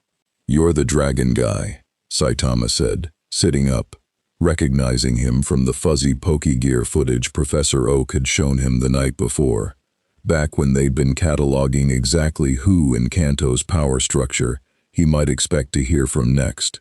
Lance, Elite Four, Dragon Specialist. He didn't offer a hand this time. Word had spread fast enough through the League's channels that most people were choosing their greetings a little more carefully these days. "I'm here on behalf of the Indigo League. We'd like to make you an offer, and unlike the last one you got, this isn't about money." That got Saitama's full attention, which was, these days, a rarer thing to earn than it should have been. "I'm listening." "A sanctioned exhibition," Lance said. "League venue, league oversight, full safety protocols, and our very best trainers, Pokémon, potentially the Elite Four themselves, escalating as far as the situation calls for. Structured, controlled, real." He met Saitama's eyes, steady, no flattery in it. Just the plain terms of an offer he intended to keep. "You said you wanted something that doesn't end fast. This is Kanto trying to give you that, instead of leaving you to go find it on your own terms, in places that might not survive the finding." Saitama was quiet for a moment, turning it over, and something in his flat expression shifted. Not excitement exactly. Saitama didn't really do excitement, but something adjacent to it. A kind of cautious, long-dormant hope. "You're not gonna try and catch me," he said. It wasn't quite a question. "No," Lance said. "I looked into what a Pokéball actually requires to hold something genuine, if I'm honest with you, because most of my job the last 2 days has been reading reports about exactly that question. It's not built for you. Nobody in this room is under the illusion that it would work, or that trying would end well for anyone involved. This isn't a trap, it's an invitation. And if I lose?" Saitama asked, and there was something almost wistful buried in the question, the flicker of a man who'd started to suspect the answer to that particular hypothetical had stopped mattering to him a long time ago, and desperately wanted to be wrong. Lance considered that seriously, the way he considered most things. Then Kanto learned something it badly needs to learn about the limits of what we thought we understood. And so do you, probably, about whatever it is you've stopped expecting to feel. He let that sit a moment. "For what it's worth, I don't think you will. But I think you might actually enjoy finding out either way, which is more than I can say for most of what's happened to you since you got here." Saitama looked at him for a long moment, and then, slowly, stood up. brushing grass off his jumpsuit. The same torn shoulder from the Mewtwo fight, still unmended. A small souvenir he'd apparently decided to keep. "Okay," he said. "When?" "3 days," Lance said. "Gives us time to prepare the venue, and gives you time to decide if there's anything you want out of it, besides the fight itself." A pause, something almost careful in it. "For what it's worth, Professor Oak mentioned you might want that time to think about more than just the exhibition." Saitama didn't ask what he meant. He had a feeling he already knew. 3 towns away, in a warehouse that officially didn't exist, the man from Silph Co was not pleased. "The League beat us to it," Fuji Witten said, pacing in front of the security monitor still looping footage of the crater, now 3 days stale and considerably less useful than it had been. "A sanctioned exhibition, Elite Four oversight. That's not an offer we can compete with, using salary figures and lab access." "Then don't compete with money," the woman beside him said, tablet still in hand, voice as clipped as ever. "Compete with proximity. Everyone in this region is currently trying to give him a fight. Nobody's asked him what he actually needs besides one." Fuji Witten stopped pacing. "Go on." He mentioned an apartment. "A life he left behind. People, maybe." The report didn't specify, but Professor Oak's notes flagged something he said about wanting credit for what he does, not just doing it. She set the tablet down, meeting his eyes directly. "The League's offering him a fight. We could offer him something nobody else has thought to. Recognition. A platform. Silph has media relationships across the region.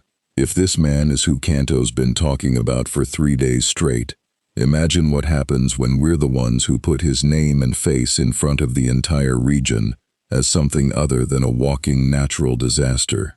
Fuji Witten was quiet for a moment, and then, slowly, a real smile spread across his face, the kind he reserved for genuinely good ideas, rare enough in this business to be worth savoring. "Draft it," he said. "Full media partnership. Interviews, features, whatever he wants said about him, said the way he wants it said. Not a leash, a stage." He looked back at the frozen crater footage on the monitor, at the man standing untouched in the middle of it, and for the first time since this had started, felt like he'd finally found the actual angle worth playing. Everyone's been asking what he wants. Maybe nobody's asked him what he's been missing. Giovanni heard about the League's exhibition from Jessie's report, before the official announcement even reached the regional news. A small, deliberate advantage he'd built into his organization over years of careful infiltration, and one he intended to use now for something other than theft. He sat with the information a long while, Persian curled at his feet, the office quiet around him, in the particular way it got when he was working through a decision that mattered. 3 days. An exhibition that would put the strongest thing to ever enter Kanto directly under the League's banner. Its outcome, whatever it turned out to be, shaping how the entire region understood him from that point forward. If the League succeeded, Team Rocket's window to make any use of this man at all would close permanently, folded neatly into the Indigo League's institutional embrace, a resource Giovanni would never touch. He could disrupt it. He had the assets, the reach, the willingness that had built his empire on doing what more cautious men wouldn't.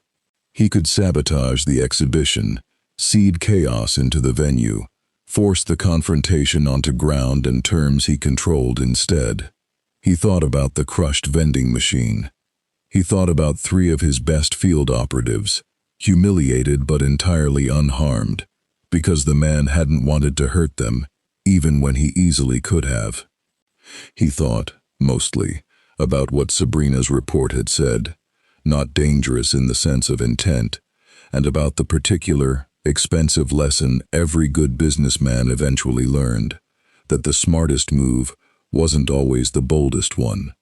Sometimes it was recognizing, clearly and without ego, when the board had already been set by someone else, and choosing instead where you wanted to be standing when the dust settled. He picked up the phone. "Jessie, change of plans. Again. I don't want you disrupting the exhibition." A pause, calculating. Already 3 moves ahead in a game only he could see the full shape of. "I want you and your team there, watching, in the crowd, unarmed and unaffiliated. If this man's going to become the most important variable this region has seen in a generation, Team Rocket is not going to be the organization that missed the moment it happened. We adapt. We always adapt. That's the only rule that's kept this organization alive as long as it has." He set the phone down and looked out at Viridian City one final time before the evening settled fully into dark. A region 3 days out from watching its entire understanding of strength get tested in full view of everyone, and a man at the center of it who had no idea, yet, how many separate and competing futures were currently being quietly built around the outcome of a fight he'd simply agreed to because he was tired of being bored. The Silph Co media pitch arrived the next morning in the form of a woman named Domino, though she didn't offer that name, only a business card and a smile calibrated to be disarming. Finding Saitama, exactly where 3 separate parties had now learned to look first. Professor Oak's lab break room, a fresh cup of instant ramen steaming in front of him. "I won't waste your time with a sales pitch," she said, sitting across from him uninvited. The way people had started doing around him now that word had spread, he genuinely didn't seem to mind it. "Silph Co wants to put you on television. Interviews. A feature piece. The chance to tell the region who you are, in your own words, instead of letting rumor and a blurry Pokégear video decide it for you." Saitama looked up from his noodles, and something in his face, the same something that had flickered when Lance mentioned an exhibition 3 days ago, sparked again, quieter this time, more uncertain. "Why would anyone care what I have to say?" he said. It wasn't self-pity exactly. It came out flat, matter-of-fact, the tone of a man reporting a settled truth about the shape of the universe. "Back home, I saved a city about once a week for 3 years. Nobody remembered my name. Some other hero always showed up right at the end, posed for the cameras, took the credit. I got used to it." Domino leaned forward slightly, and for once her practiced smile softened into something that looked, almost, like it might be genuine. "That's exactly the story we'd tell, not the crater. Not the Team Rocket footage. That. The part where the strongest thing anyone's ever documented in this region spent years being invisible anyway." She let that sit a moment. "People here don't know that story yet. I think a lot of them would want to." Saitama set his chopsticks down slowly. It would have been easy. Professor Oak, watching from the doorway again, could see exactly how easy it would be for this to be the moment the man finally took something for himself. After 2 days of turning down money, turning down comfort, turning down every offer except the promise of a fight. This was different. This wasn't a fight.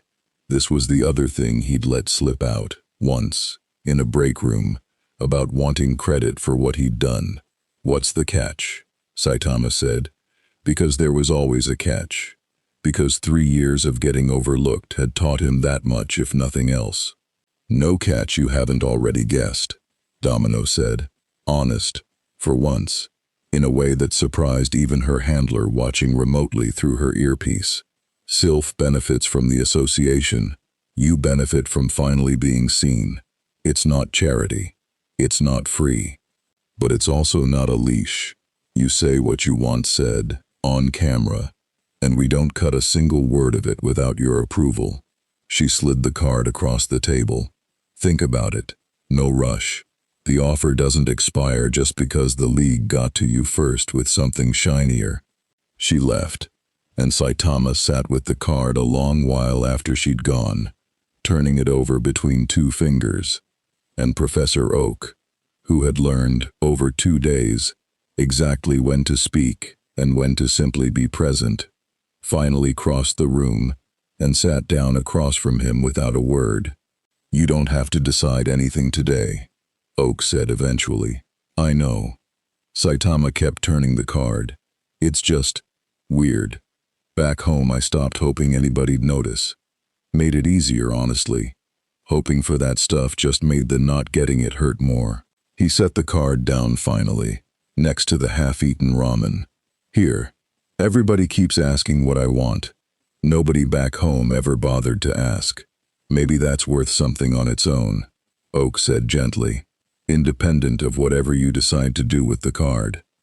Saitama didn't answer that directly, but he didn't throw the card away either. He tucked it, carefully, into the pocket of his torn jumpsuit, next to nothing else, because he genuinely owned nothing else in this world yet, and left it there. Preparations for the exhibition consumed Indigo Plateau over the following 2 days, in a way the venue hadn't seen since the last league championship. Engineers reinforcing the arena's foundation against projected shockwave tolerances that made even Lorelei's eyebrows climb when she reviewed the estimates. Medical staff briefed on injury protocols for scenarios nobody had a real precedent for, and the Elite Four themselves running drills against each other at intensities none of them had used in open practice in years. If this goes wrong, Bruno said, wiping sweat from his brow after a sparring round with Machamp that had left cracks in the practice field's reinforced flooring. It goes wrong in front of the entire region. Every trainer in Kanto is going to be watching this broadcast. Then it doesn't go wrong, Lance said, though the tightness in his jaw suggested he understood, as well as anyone at the plateau, that certainty wasn't something anyone could actually promise here. We control what we can control. Full medical staff on standby. Evacuation protocols for the surrounding towns if output exceeds containment estimates. And a hard stop clause, if it escalates past what the venue can hold. Blue calls it, no argument, no pride about it. He's not going to like that, Blue said, arms crossed, watching Dragonite run a final aerial sweep of the arena's structural reinforcements overhead.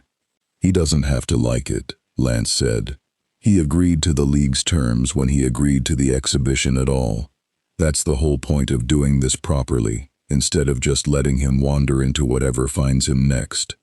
Agatha, seated on a bench at the edge of the field, cane resting across her knees, watched the preparations with the particular weariness of someone who had seen the league handle crises before, and knew, better than the younger members at that table, exactly how thin the line was between controlled and contained until it isn't.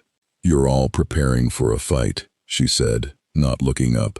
Has anyone considered what happens if he wins so completely there's nothing left to prepare for the next time? The field went quiet at that. There's always a next time, Lorelei said finally.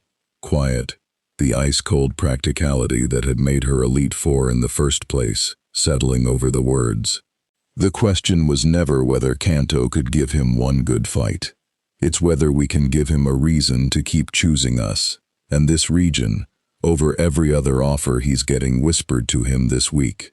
She looked toward the horizon, where Viridian City sat just visible in the distance, where a man in a torn yellow jumpsuit was, at that exact moment, sitting on a park bench with a Silph Co business card in his pocket and a league exhibition circled on a calendar Professor Oak had given him, turning over, for the first time since he'd fallen out of the sky, the genuinely foreign question of which of Kanto's competing offers he actually wanted for himself.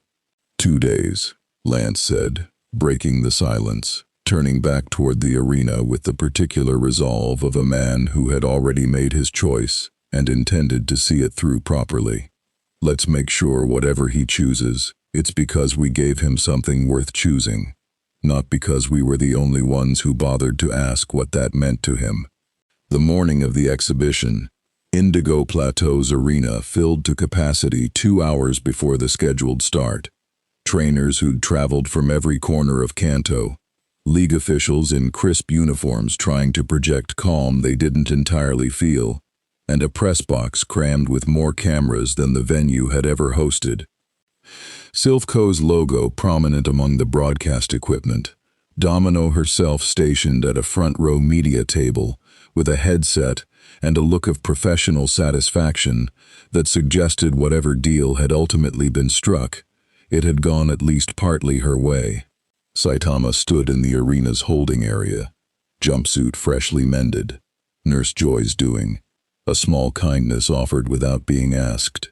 The tear from the Mewtwo fight stitched closed with the same careful attention she gave to healing Pokémon, and looked out through the tunnel at the packed stands with an expression that, for once, wasn't entirely flat. "You look nervous," Lance said, appearing beside him in full Elite Four regalia, cape settled over his shoulders, Dragonite's low growl audible from somewhere behind the holding area's gate. "Don't really get nervous," Saitama said. "This is something else." He turned it over, searching for the word, and found it with the same faint surprise he'd been finding most of his feelings with lately. Maybe excited. "Been a while." "Good," Lance said. "Hold on to that.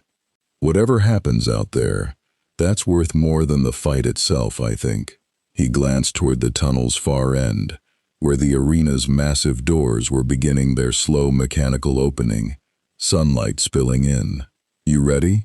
"Yeah," Saitama said, and for once, meant it completely. The exhibition ran in tiers, exactly as the League had structured it, an escalating gauntlet meant to test, in careful stages, exactly how much Kanto's accumulated strength could offer a man who'd walked through Mewtwo's full output, without much more than a shrug. Bruno went first, Machamp's forearms a blur of controlled, devastating technique, decades of martial discipline compressed into a fighting style that had, in prior tournaments, ended matches in seconds. Saitama took the first exchange, a dynamic punch that would have shattered stone, square on the jaw, and staggered back half a step, genuine surprise crossing his face for the first time in days. "That one had weight," he said, rolling his jaw, grinning now, actually grinning, an expression the crowd hadn't seen on him yet, and one that made the broadcast cameras zoom in immediately. "Do that again." Machamp did. Bruno pushed harder, faster, drawing on techniques he'd spent a lifetime refining, and for nearly 4 full minutes, longer, Professor Oak noted from the broadcast booth with something like wonder, than any fight Saitama had been in since arriving in Kanto.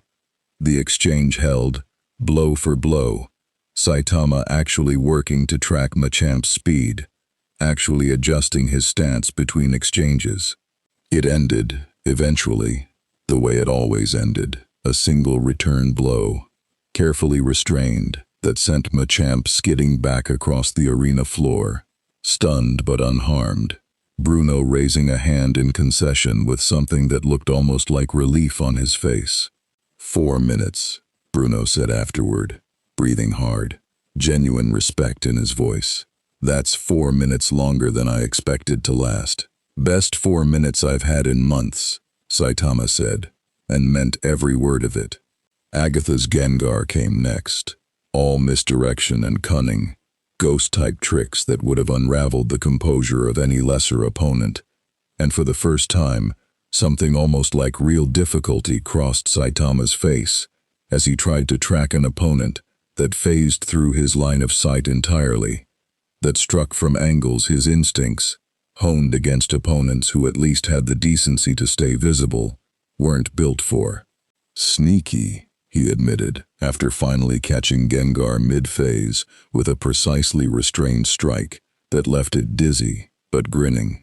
Delighted, in the way only a ghost-type facing genuine novelty could be. "Didn't expect that one." "Good." Lorelei's Lapras brought ice in overwhelming waves, arena temperature plummeting, frost creeping across the battlefield floor in real time, and Saitama, for the first time all day, actually looked cold, breath visible, arms crossed against a chill that would have given hypothermia to lesser opponents within minutes. "Okay, that's actually uncomfortable," he admitted, arena crowd laughing despite the tension. something in his open, honest reaction to genuine discomfort landing with the watching region in a way none of the day's raw power display had. He ended that exchange too, carefully, the way he'd ended all of them. Restrained, controlled, no one hurt beyond what a Pokémon Center could fix in minutes. And then Lance stepped up, Dragonite unfurling to its full towering height, and the crowd went silent in a different way. The anticipation of watching Kanto's Dragon Master, the closest thing the region had to its own ceiling of conventional strength, finally test the man everyone had spent a week arguing about. Dragonite's hyper beam lit up the arena in a column of raw golden light, condensed dragon-type power that had, in prior exhibitions, cratered training grounds specifically built to survive it. Saitama took it head-on. Didn't dodge, didn't flinch, stood in the beam's full path with his arms loosely at his sides, and when it finally cleared, jumpsuit smoking slightly at the shoulders, he was still standing, grinning wider than he had all day. "That's the one," he said, voice carrying across the stunned silence of the arena. Finally, that's the one. Lance, watching his strongest attack absorbed without visible harm, felt something complicated settle in his chest. Not defeat, exactly, but the clear-eyed recognition of a ceiling he'd just watched someone walk straight through, without particular effort. He looked toward the league box, toward Blue's tense, watching face, and made the call the two of them had agreed on days before. The one nobody in that box had wanted to actually use. "Blue," Lance called out, voice steady despite everything. "I think it's time."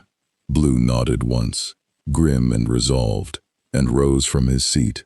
The league's final safeguard, the champion's seat, the last tier the exhibition had planned for before anyone had to decide what came after the ceiling broke entirely. Blue walked into the arena to a roar of noise that dwarfed everything that had come before it. Kanto's champion, 6 badges worth of confidence, stepping up not as a formality, but as the region's actual answer to the question everyone had been too afraid to ask out loud. What happens when everything we have still isn't enough? "Full team," Blue said, meeting Saitama's eyes across the battlefield, all trace of his usual smirk gone, replaced by something more serious than the crowd had ever seen from him. "No holding back on my end. Figured you'd earned that much." "Appreciate it," Saitama said, and settled into a loose, ready stance. Nothing dramatic, nothing like the battle poses trainers around him seemed to favor. Just a man getting ready to actually work for something. Pidgeot came first. Speed and wind-based fury. Blue directing it through a dizzying combination of aerial ace and hurricane that forced Saitama to actually move for the first time all day. Real footwork, real tracking, dodging strikes that came from angles a slower man simply couldn't have read in time. He was smiling the whole time. Then Executor, then Arcanine, then Gyarados, each one dispatched with the same care, the same restraint, but each one costing Blue's team something. Real damage, real exhaustion, the kind of grinding attrition battle that a champion's careful team building was actually designed to produce. 6 Pokémon meant to cover every angle, every weakness, working in concert the way months of strategy had built them to. It was Blue's Pidgeot, brought back in for a final, desperate combination alongside his last 2 Pokémon at once. A coordinated triple assault that pushed Saitama harder than anything since Dragonite's Hyper Beam, forcing him to actually plant his feet and push, both hands raised, expression finally, genuinely focused. That ended it. He caught the combined assault, held it a full 3 seconds, longer than anything all day, the crowd on its feet, screaming, cameras trembling with the concussive pressure radiating off the collision. And then, carefully, with the exact same restraint he'd shown all afternoon, he let the force dissipate into the ground beneath him rather than back at Blue's exhausted team, and stepped forward, and tapped Blue once on the shoulder, The gentlest touch imaginable from a man who'd spent the day absorbing hyperbeams, indicating, without a word, that the match was his. The arena went, for one full second, completely silent. Then it erupted. Blue sank to one knee, breathing hard. His whole team gathered around him, exhausted but unharmed, and looked up at Saitama with an expression that had nothing to do with defeat in it at all. "That," he said, breathless, grinning despite everything, "was the best battle of my entire career, and I lost in about 4 minutes. Best 4 minutes I've had since I got here," Saitama said, offering a hand to help him up, and meant it more completely than he'd meant almost anything since falling through that tear in the sky. "Thanks, genuinely." The crowd's noise hadn't died down. If anything, it was building.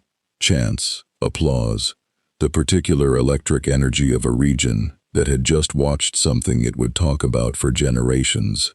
And somewhere in the press box, Domino was already composing the headline in her head. And somewhere in the stands, Jessie, James, and Meowth stood among the ordinary crowd, unarmed, unaffiliated, exactly as Giovanni had instructed, watching the man who'd flicked Meowth across a street get lifted, cheering, into the region's collective memory as something other than a threat. Professor Oak, in the broadcast booth, wiped his glasses, unashamed of the moisture in his eyes. "Well," he said quietly, to no one in particular, "I don't think Kanto's ever going to be quite the same region again." He had no idea, yet, how right he was, because 300 miles north, in a place no map fully charted and no league oversight reached, something ancient had felt the exhibition's shockwaves ripple through the very fabric of the world, and had begun, slowly, to stir. The stirring began not with sound but with silence, a silence that spread outward from the Sevii Islands like a held breath. Fishermen noting their nets coming up strangely empty, weather stations 300 miles from Indigo Plateau logging barometric pressure drops that made no meteorological sense, and in a cave system beneath the ocean that had not stirred in living memory, something vast and ancient opened eyes that had been closed since before the League itself existed. Lugia had felt disturbances in the world's balance before, the awakening of the legendary birds centuries past, the slow creeping damage humanity's ambitions occasionally wrought on the deep places it was sworn to guard. It had never felt anything like this. A presence that didn't belong to the world's careful architecture of power at all, something that had walked through the strongest attack Mewtwo could offer and asked for more, now standing triumphant in front of an entire region's cheering crowd. The Guardian of the Seas did not think in terms of threat the way lesser minds did. It thought in terms of balance, and balance, ancient and patient, had just been shown, unmistakably, undeniably, that something new sat outside its careful equation. It began to move. 3 days after the exhibition, Saitama had settled into something that almost resembled a routine. A small apartment above a pewter city shop, arranged quietly by Professor Oak with league funds nobody had bothered to itemize too closely. Mornings spent sparring lightly with Brock's Onyx, who had, against every expectation, developed something like genuine enthusiasm for the ritual, greeting Saitama at the gym door most mornings with an eager rumble. Afternoons spent doing the Silph Co interviews Domino had eventually talked him into. 3 of them so far, each one more honest than the last, each one landing with the region exactly the way she'd promised it would. The hero nobody saw coming, and the one nobody saw at all, the headline had read, above a photograph of Saitama mid-laugh, genuinely relaxed. A caterpie perched improbably on his shoulder during a school visit Domino had arranged without asking, correctly betting he wouldn't mind. He hadn't. He'd stayed an extra hour, letting kids climb on him like a jungle gym, answering every earnest, badly formed question about being a hero, with more patience than he'd shown Team Rocket, Silph Co, and the League combined. It was during one of these afternoons, sitting on Brock's gym steps, half a sandwich in hand, half listening to Brock talk through some onyx breeding theory Saitama didn't fully follow but found weirdly soothing anyway, that the sky above Pewter City darkened without a single cloud in sight. Brock stopped mid-sentence. Onyx's low rumble shifted into something sharper, more alert. Every bird Pokémon within sight took flight at once, a chaotic scatter of wings against a sky that had gone the color of old bruises in the space of 30 seconds. Saitama set his sandwich down, already standing, already scanning the horizon with the particular stillness of a man who recognized, on some deep instinctive level built from 100 battles just like this, that something significant had just arrived. "That's not Mewtwo," he said. "No," Brock said quietly, staring at the sky along with him. Pewter City's gym leader, normally unflappable, normally the steadiest presence in any room, going very still in a way that unsettled Saitama more than the darkening sky itself. "That's not anything from around here at all." The sky split open, not the violet-white tear of an interdimensional rift this time, but something native to the world itself, ancient power made visible, and out of it descended a shape that dwarfed anything Saitama had yet encountered in Kanto. Enormous, silver-white wings, spanning wide enough to cast the whole of Pewter City's central plaza into shadow. Eyes that carried the specific, patient weight of something that had been alive since long before the concept of a Pokémon League existed. Human, the voice arrived in every mind within a mile radius simultaneously, vast and resonant, carrying none of Mewtwo's cold calculation, and instead something older, heavier, almost mournful in its gravity. "I have felt the world's balance shift because of you. I have come to understand why." Saitama looked up at the guardian of the seas, and for the first time since arriving in this world, felt something that wasn't quite excitement, and wasn't quite unease but sat, uncomfortably, in the space between them. "Okay," he said. "You gonna throw something at me too? Or are we talking first this time?" The great silver wings flared once, casting the plaza deeper into shadow, and Lugia's ancient eyes fixed on him with an intensity that made even Onyx, coiled protectively near Brock, shrink back half a length. "That," the voice said, "depends entirely on what you intend to do with the balance you have already disturbed. Every region has a weight it can bear before it breaks. I have watched humans mistake the absence of that breaking for permission. I will not make the same mistake in judging you." Brock, beside him, had gone pale, but hadn't run. Hadn't even stepped back, actually, planting himself instead half a step in front of where Saitama stood, a gym leader's reflexive instinct to protect his city outweighing, visibly, whatever fear the sight in front of him should reasonably have inspired. "Lugia doesn't just appear," Brock said, quiet, urgent, meant for Saitama alone, not in living memory, not for anything small. If it's here, it's because it thinks something's actually wrong with the world, not because it wants a fight. Saitama absorbed that, and something in his posture shifted, not into a fighting stance, not into the loose readiness he'd carried at the exhibition, but into something more careful, more deliberate, the stance of a man recognizing, for maybe the first time since falling through that tear in the sky, that the thing in front of him wasn't offering him what he'd been chasing at all. "I'm not trying to break anything," he said, up at the ancient guardian, and meant it with a plainness that carried further, somehow, than shouting would have. "I just wanted a fight strong enough to actually count.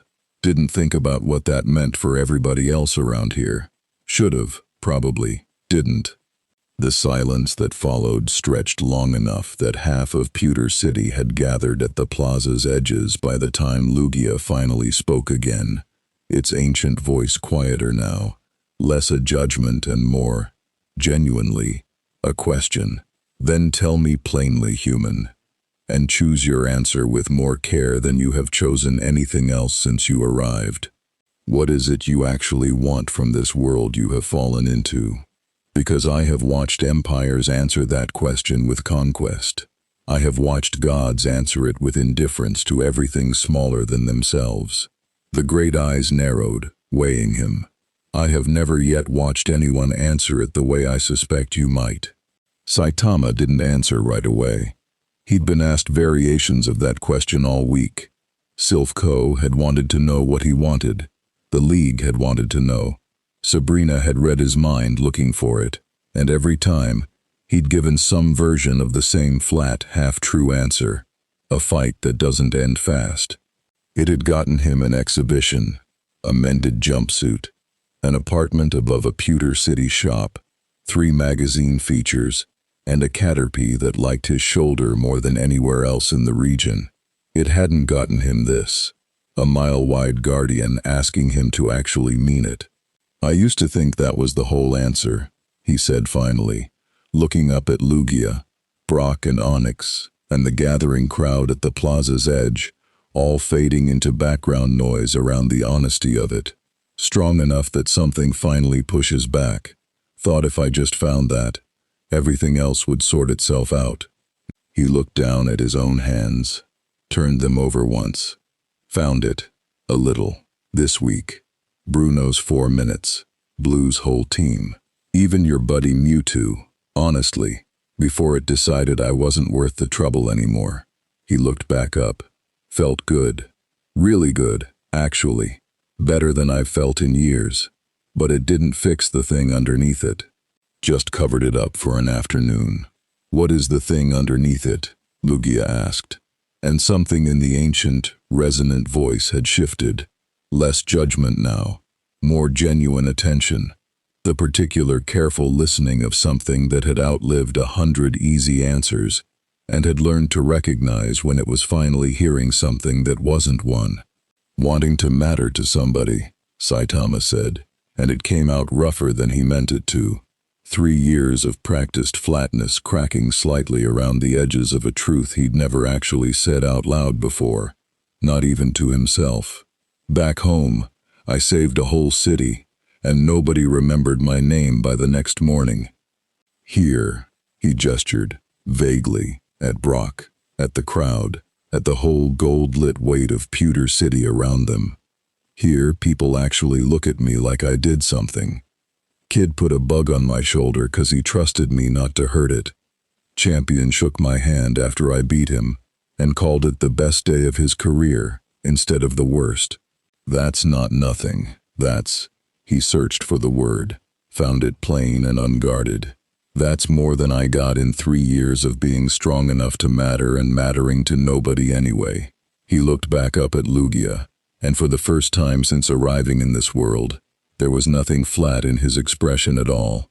I don't want to break your world's balance, he said. Didn't even know I was doing it till you showed up looking like that. I just want to keep being somebody people are glad fell out of that sky, instead of somebody they're scared of. If that means I gotta be more careful about it, fine. I can do careful. Never really had a reason to try before. Lugia held there a long moment, wings still spread wide over the plaza, ancient eyes searching him with a weight that felt, to everyone watching from the ground, like the world itself deciding something. I have judged empires who wanted less than that and did more damage in the wanting, it said finally. And the shadow across the plaza began, slowly, to lift as the great wings folded inward. A being who wants to matter and knows the cost of taking that wanting too far. That is not imbalance. That is simply a new weight the world must learn to hold, the way it has learned to hold every weight before it. The ancient gaze shifted, briefly, taking in Brock, the gathered crowd, the whole trembling, hopeful shape of a region that had spent a week deciding, collectively and imperfectly, to meet the impossible with curiosity, instead of only fear. This region has chosen, so far, to hold you with open hands rather than closed fists. That has not gone unnoticed by the things that watch this world's balance. See that it continues to earn that choice. I'll try, Saitama said, and it was the most solemn thing anyone in Pewter City had heard him say all week. Then I have no further business here, Lugia said, and the sky above the plaza began to knit itself back toward ordinary blue, the bruised clouds thinning, the ambient dread that had gripped the city for the last 10 minutes, lifting like a held breath finally released. But know this, human, the world does not forget what it has been shown. What you did in that arena rippled far beyond the walls that held it. There will be others who felt that ripple and did not come to ask questions first. The great guardian rose, wings catching some current of air no ordinary bird could have found, and within moments was gone, folded back into whatever ancient fold of sky and sea it called home, leaving behind a plaza full of people who would spend the rest of their lives telling this story to anyone who'd listen. Brock let out a breath he'd clearly been holding the entire encounter. I've lived in this city my whole life, he said, voice a little unsteady. Never thought I'd see that, not once. Yeah, Saitama said, staring at the empty sky where the guardian had been, something settling in his chest that felt, for the first time since he'd fallen through that tier, less like waiting and more like arriving. Me neither. Behind them, unnoticed in the general chaos of the crowd finally exhaling, a figure in a dark orange suit watched the entire exchange from the shade of a nearby awning, Persian silent at his side, already turning over in his mind exactly what Lugia's parting warning meant for every plan he'd been quietly building all week. There will be others who felt that ripple and did not come to ask questions first. Giovanni had built an empire on being the one who moved before his rivals understood the board had shifted. Kanto, he suspected, was about to need that instinct from more than just him. The warning didn't take long to prove itself true. 4 days after Lugia's visit to Pewter City, deep in the tunnels beneath Mount Moon, a place ordinary trainers visited to catch Clefairy and Zubat, harmless as regional landmarks came, something had been quietly stirring long before Saitama ever fell through that tear in the sky, and Lugia's disturbance in the world's balance had reached it too, in its own slower, hungrier way. Team Rocket had a facility there, unofficial, unregistered, buried 3 levels beneath the tourist-accessible caverns, and Giovanni, watching the reports come in over the following days with a mounting unease he hadn't felt since Mewtwo's creation, realized, piece by piece, that his own organization's oldest secret had just woken up because of a fight it had never been meant to witness. "Talk to me," he said into the phone, voice tight in a way his lieutenants rarely heard, standing in his Viridian office at 2 in the morning, because the call had woken him from the first real sleep he'd gotten all week. "It's Deoxys, boss," the voice on the other end said, badly shaken. "The specimen. The one from the meteor recovery, 6 years back. The one we never could get stable enough to be useful. It's not dormant anymore. Containment field's holding, but barely. And it's changing, boss. Cycling through forms faster than anything in the old research notes said it could." Giovanni closed his eyes.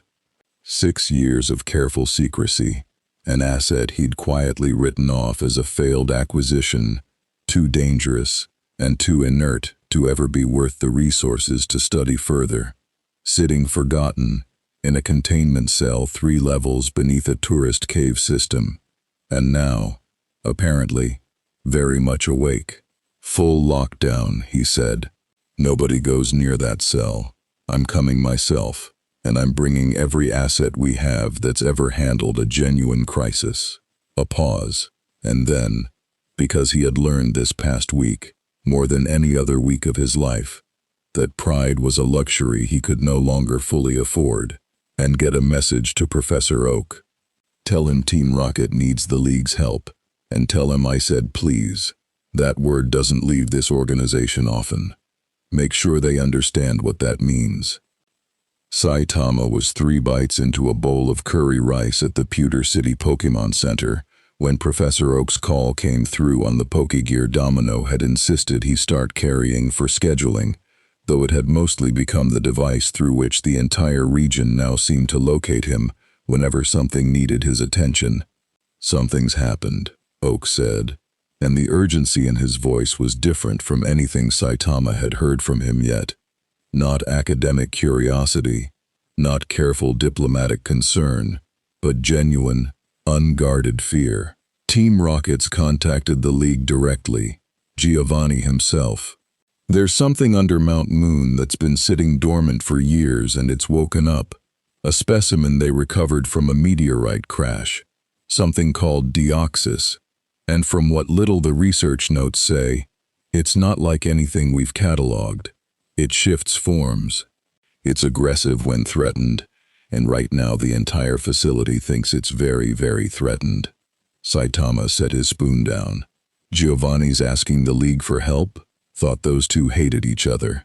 "They do," Oak said, "which should tell you exactly how bad this is, if pride's already stopped mattering to a man like Giovanni." A pause, and when he spoke again, his voice had gone quieter, more direct. "Lance is assembling everyone he can reach.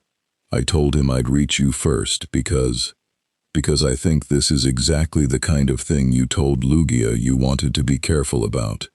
This isn't an exhibition. This isn't controlled. People could actually get hurt if it isn't handled right." Saitama was already standing, already pulling his jacket off the back of the chair. "Curry rice forgotten. Where?" "Mount Moon. The tourist cave entrance, then down. Team Rocket's giving the League full access to the lower levels for this, which is its own kind of unprecedented." Oak's voice carried something that sounded, underneath the fear, almost like hope. "Saitama, whatever this is, it's not a fight you're picking. It's one that's actually going to need you. There's a difference, and I think you already know it." "Yeah," Saitama said, already moving toward the door. Something settling into focus behind his eyes that hadn't been there for any of the week's other fights. Not the hunger for a challenge, but something steadier.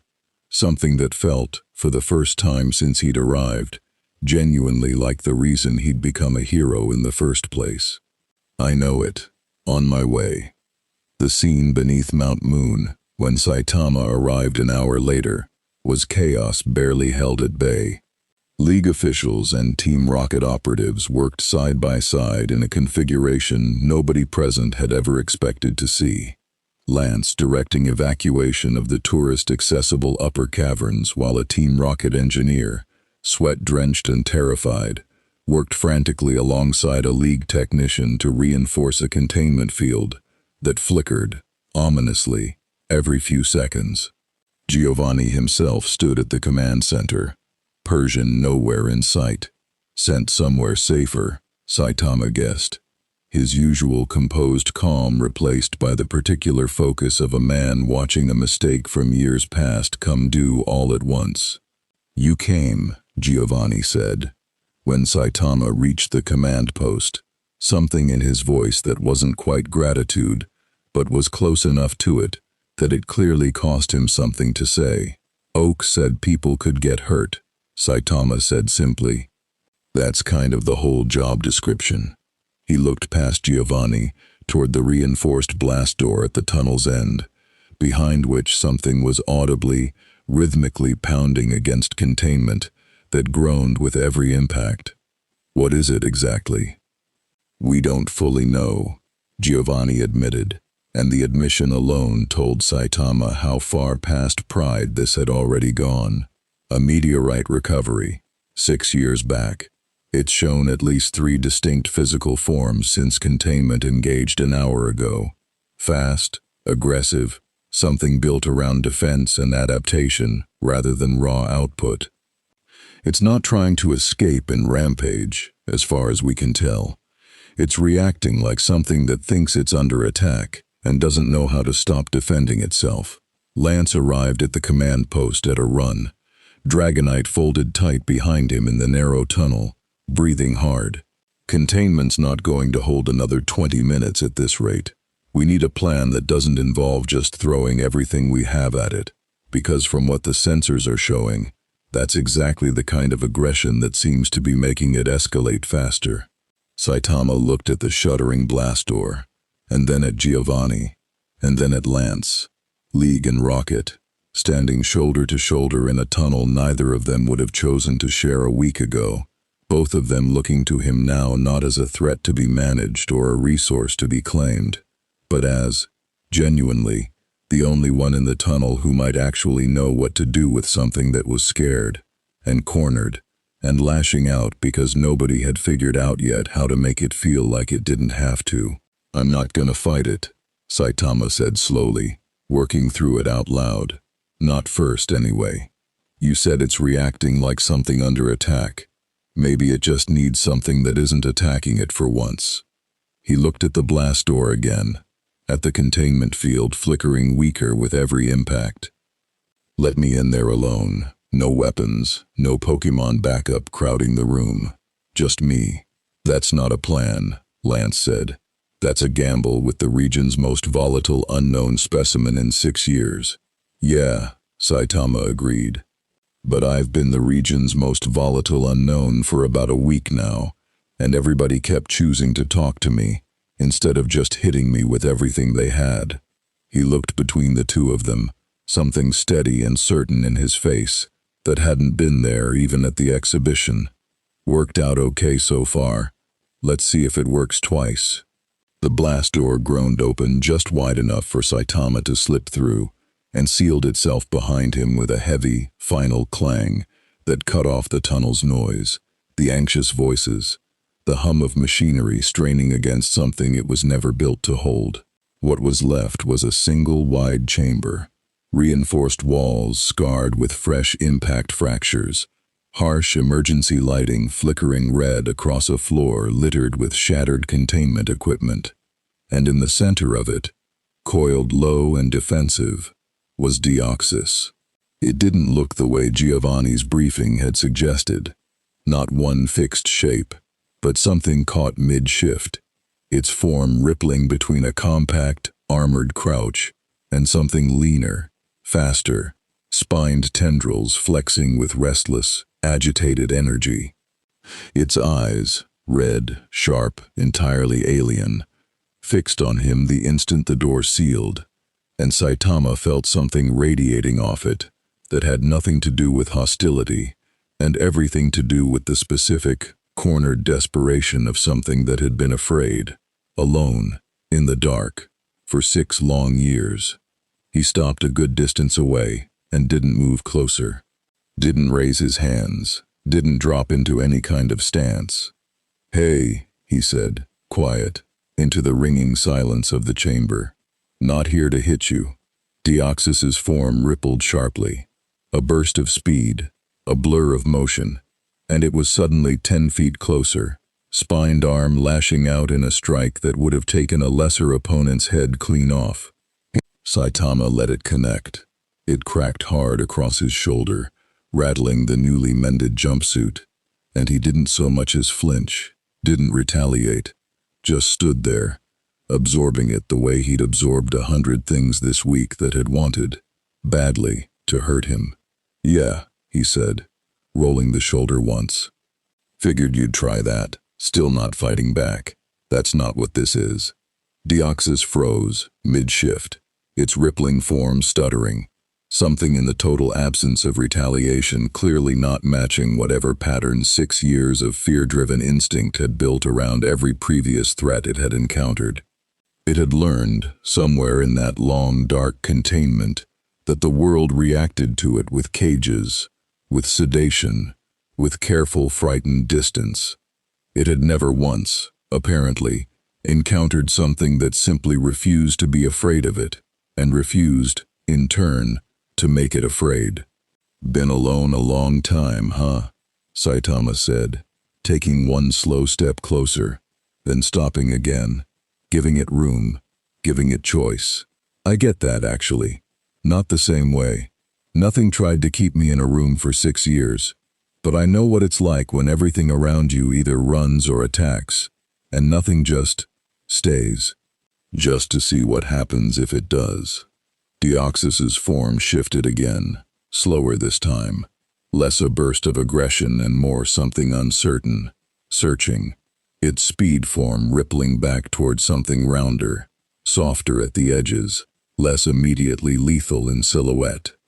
It made a sound then, low and strange, not quite a growl, something closer to a question. A creature without a voice for real language could still somehow ask. "Yeah," Saitama said, like he'd understood it perfectly. And maybe, in the way that mattered, he had. "I'm staying. Not gonna hurt you. Not gonna cage you again either, if I've got any say in it." He sat down, right there on the scarred floor, cross-legged, present and unthreatening and entirely unhurried. The posture of a man settling in for however long this actually took. "Take your time. I've got nowhere else to be." It took 40 minutes. The League officials and Team Rocket operatives on the other side of the reinforced door heard nothing for most of it. No impacts, no alarms, nothing but the low hum of the containment field, slowly, steadily stabilizing on its own.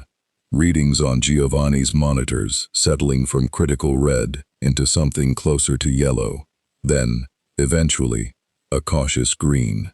When the door finally opened, it was Saitama who opened it from the inside, and behind him, Deoxys followed, not dragged, not sedated, not contained, simply following.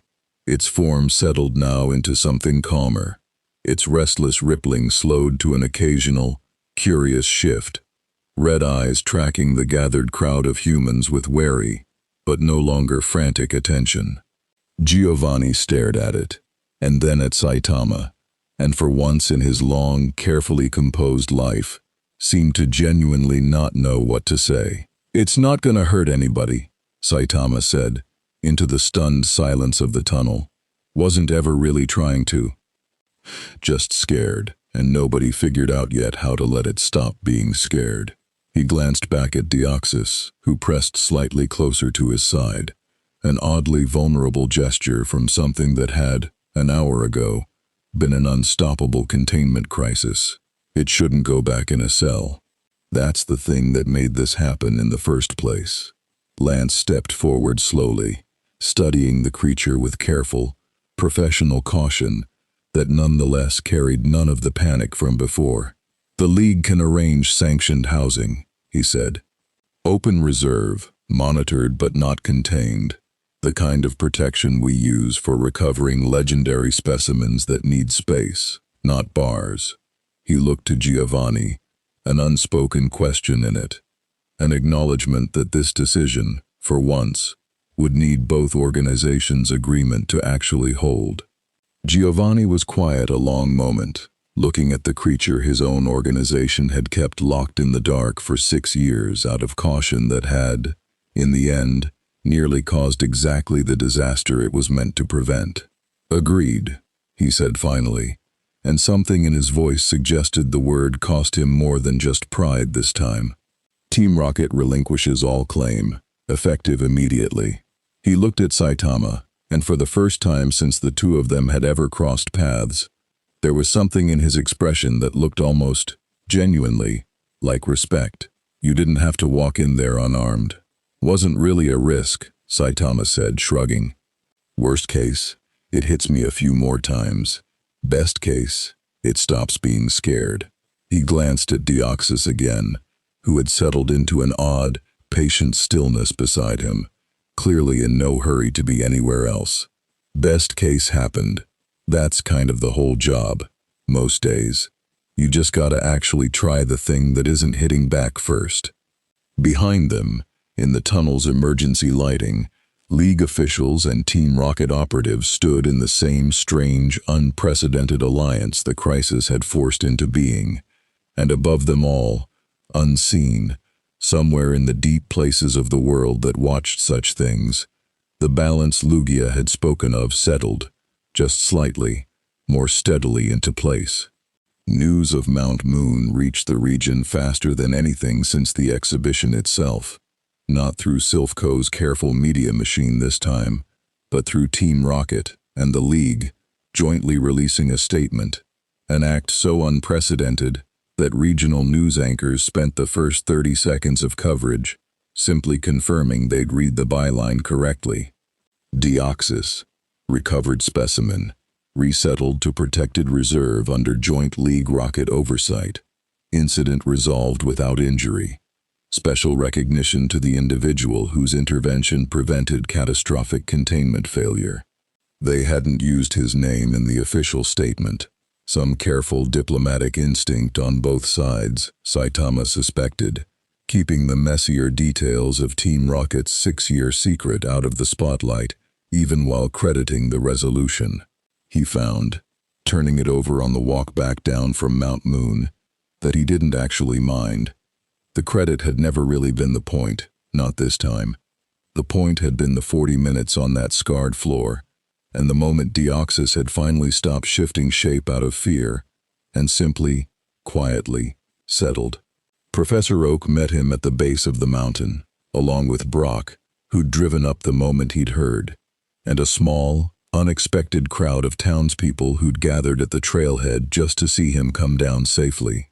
You did something today most trainers spend their whole careers hoping to understand, Oak said, quiet, genuine. Strength isn't really the interesting part of what happened in there. Any of us could have told you that eventually. What you actually did was choose not to use it.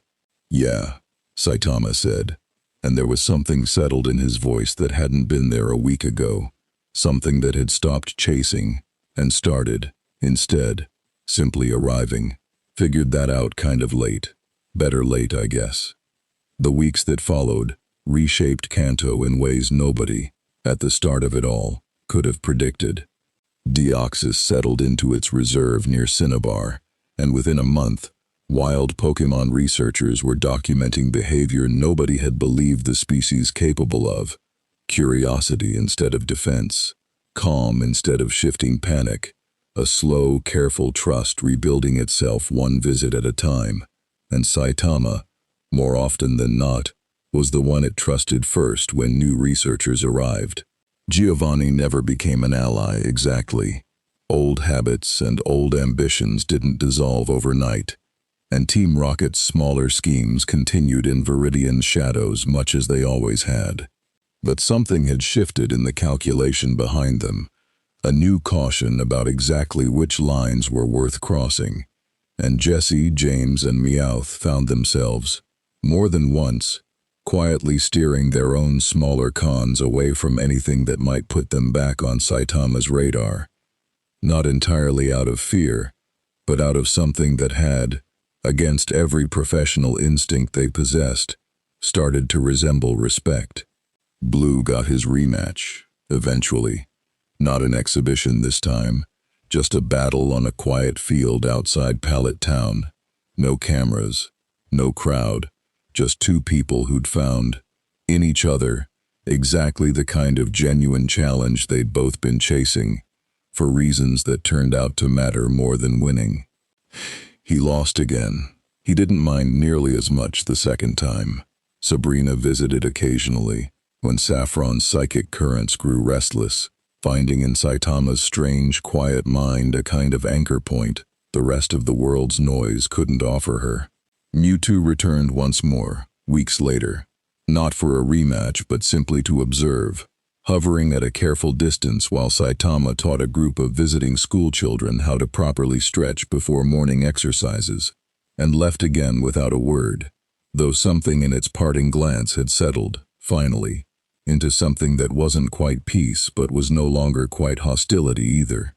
And Silph Co's features kept running, one after another, each one landing a little deeper than the last, until the region that had once watched a blurry 20-second video with morbid curiosity had, slowly and thoroughly, come to know the man underneath the crater.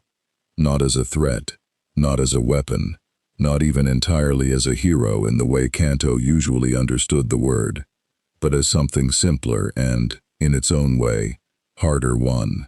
Someone who mattered, finally, to the place he'd fallen into. Saitama stood on the roof of his small Pewter City apartment one evening, weeks after Mount Moon, watching the sun set gold and orange over a region that had, somehow, without either of them fully planning it, become something like a home. Onyx's low rumble carried faintly up from Brock's gym a few streets over. A caterpie he'd never officially adopted but somehow always found its way back to his shoulder anyway shifted against his collar. He thought, sometimes, about the apartment back on the other Earth, the cheap rent, the empty mailbox, the 3 years of saving a city nobody remembered saving. He didn't miss it, exactly. It felt, now, like a chapter that had ended the way chapters were supposed to end. Quietly, without him fully noticing until he looked back and saw the shape of it whole. He'd come here chasing a fight that wouldn't end fast. He'd found that, a little, in Mewtwo's shockwave and Dragonite's hyper beam, and Bruno's 4 relentless minutes.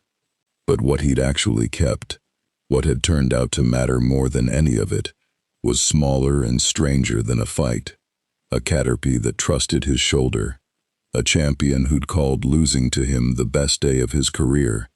A creature that had finally stopped being afraid because someone had simply, patiently, stayed. Somewhere out past the horizon, he knew, there'd be something else eventually. Kanto wasn't the only region with legends stirring, and the world had shown him, more than once now, that it noticed when its balance shifted. He wasn't worried about it. He'd deal with whatever came, the way he always had. For now, though, the sun kept setting, gold and quiet and entirely unremarkable, and Saitama, the strongest man in at least 2 universes, and for the first time in longer than he could remember, genuinely, unguardedly content, simply stayed to watch it go down.